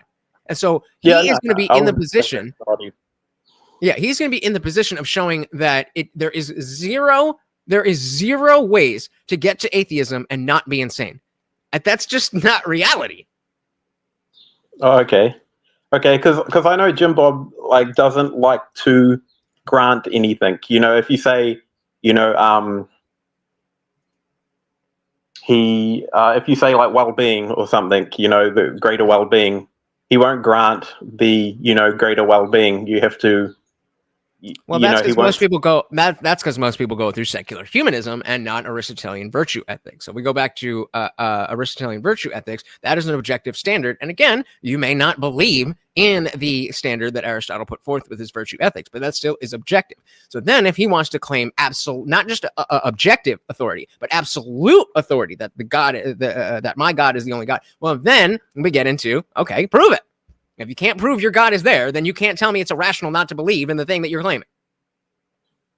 Okay, so interesting. So have you got anything on his if you're a mechanism, if you're like wet software or something, how and there's another person who's another mechanism, like a mind that's like matter in motion as well. How do you know the truth between those two mechanisms? Like, do they even come to a truth claim? Because they're essentially like, what's this thing about a tornado? It's like tornado's not like an event happening. Is that true? So sorry, I'm mixing this up. Yeah, a tornado is not something. Okay, so like, he'll say like something like a storm or a tornado, like an event, doesn't have a truth value because it just happens. It just is. But under theistic materialist, our minds working is just an event happening, matter in motion. It just is. So between two minds working, how would you know a truth claim between them if they're just pumping out the just pumping out like a machine the next thing in the process? You know what I mean? Because he's not going to grant you. He's not going to grant you a third party.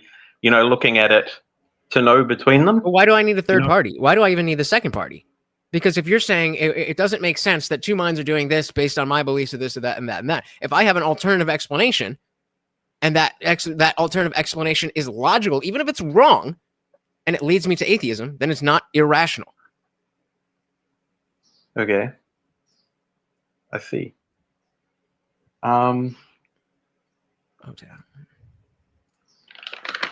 Interesting. So why don't we do this? Why don't we move this over to the after party? I gave you the perms and everything, so we can jump in. I see Adam over there already. So why don't you go join him? I'm going to close down the show, and we can really get into it without having to worrying about all the YouTube censors and all of that. Do you know how to know how to get into the voice channel and all that?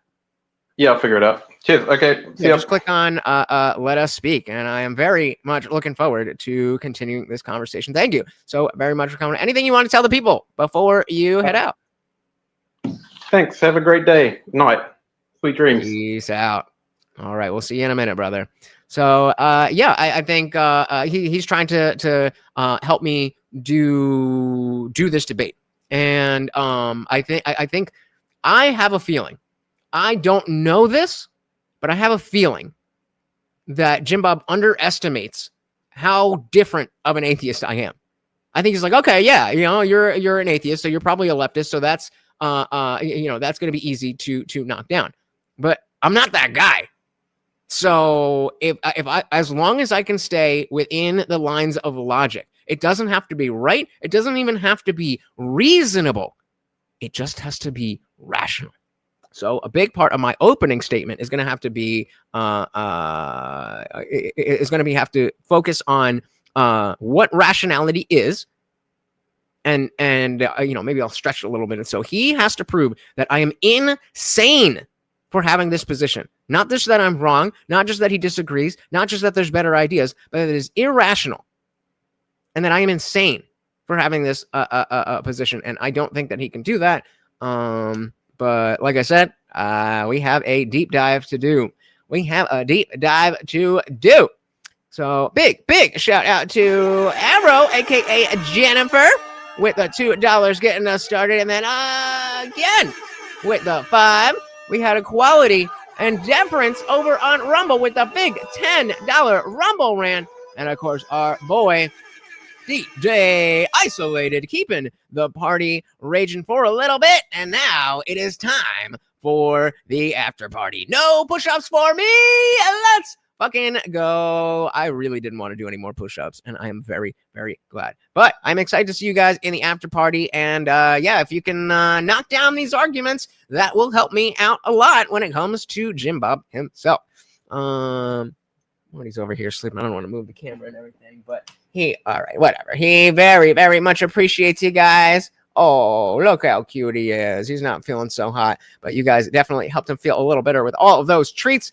Again, guys, you are amazing. Amazing. I really do appreciate you guys. Hopefully, again, the link to the after party is pinned to the top of the chat. If you join before the stream is over, then you get to join the members only after party, and that is where you want to be. Guys, thank you so very, very much. Once again, that is Morty, and I have been your host, Lutch, aka the Indian Jesus, here to resurrect the second coming of common sense. Until next time, guys, we are out of here. And like I said, we're doing a movie night, so subscribe and turn those notifications on. Peace.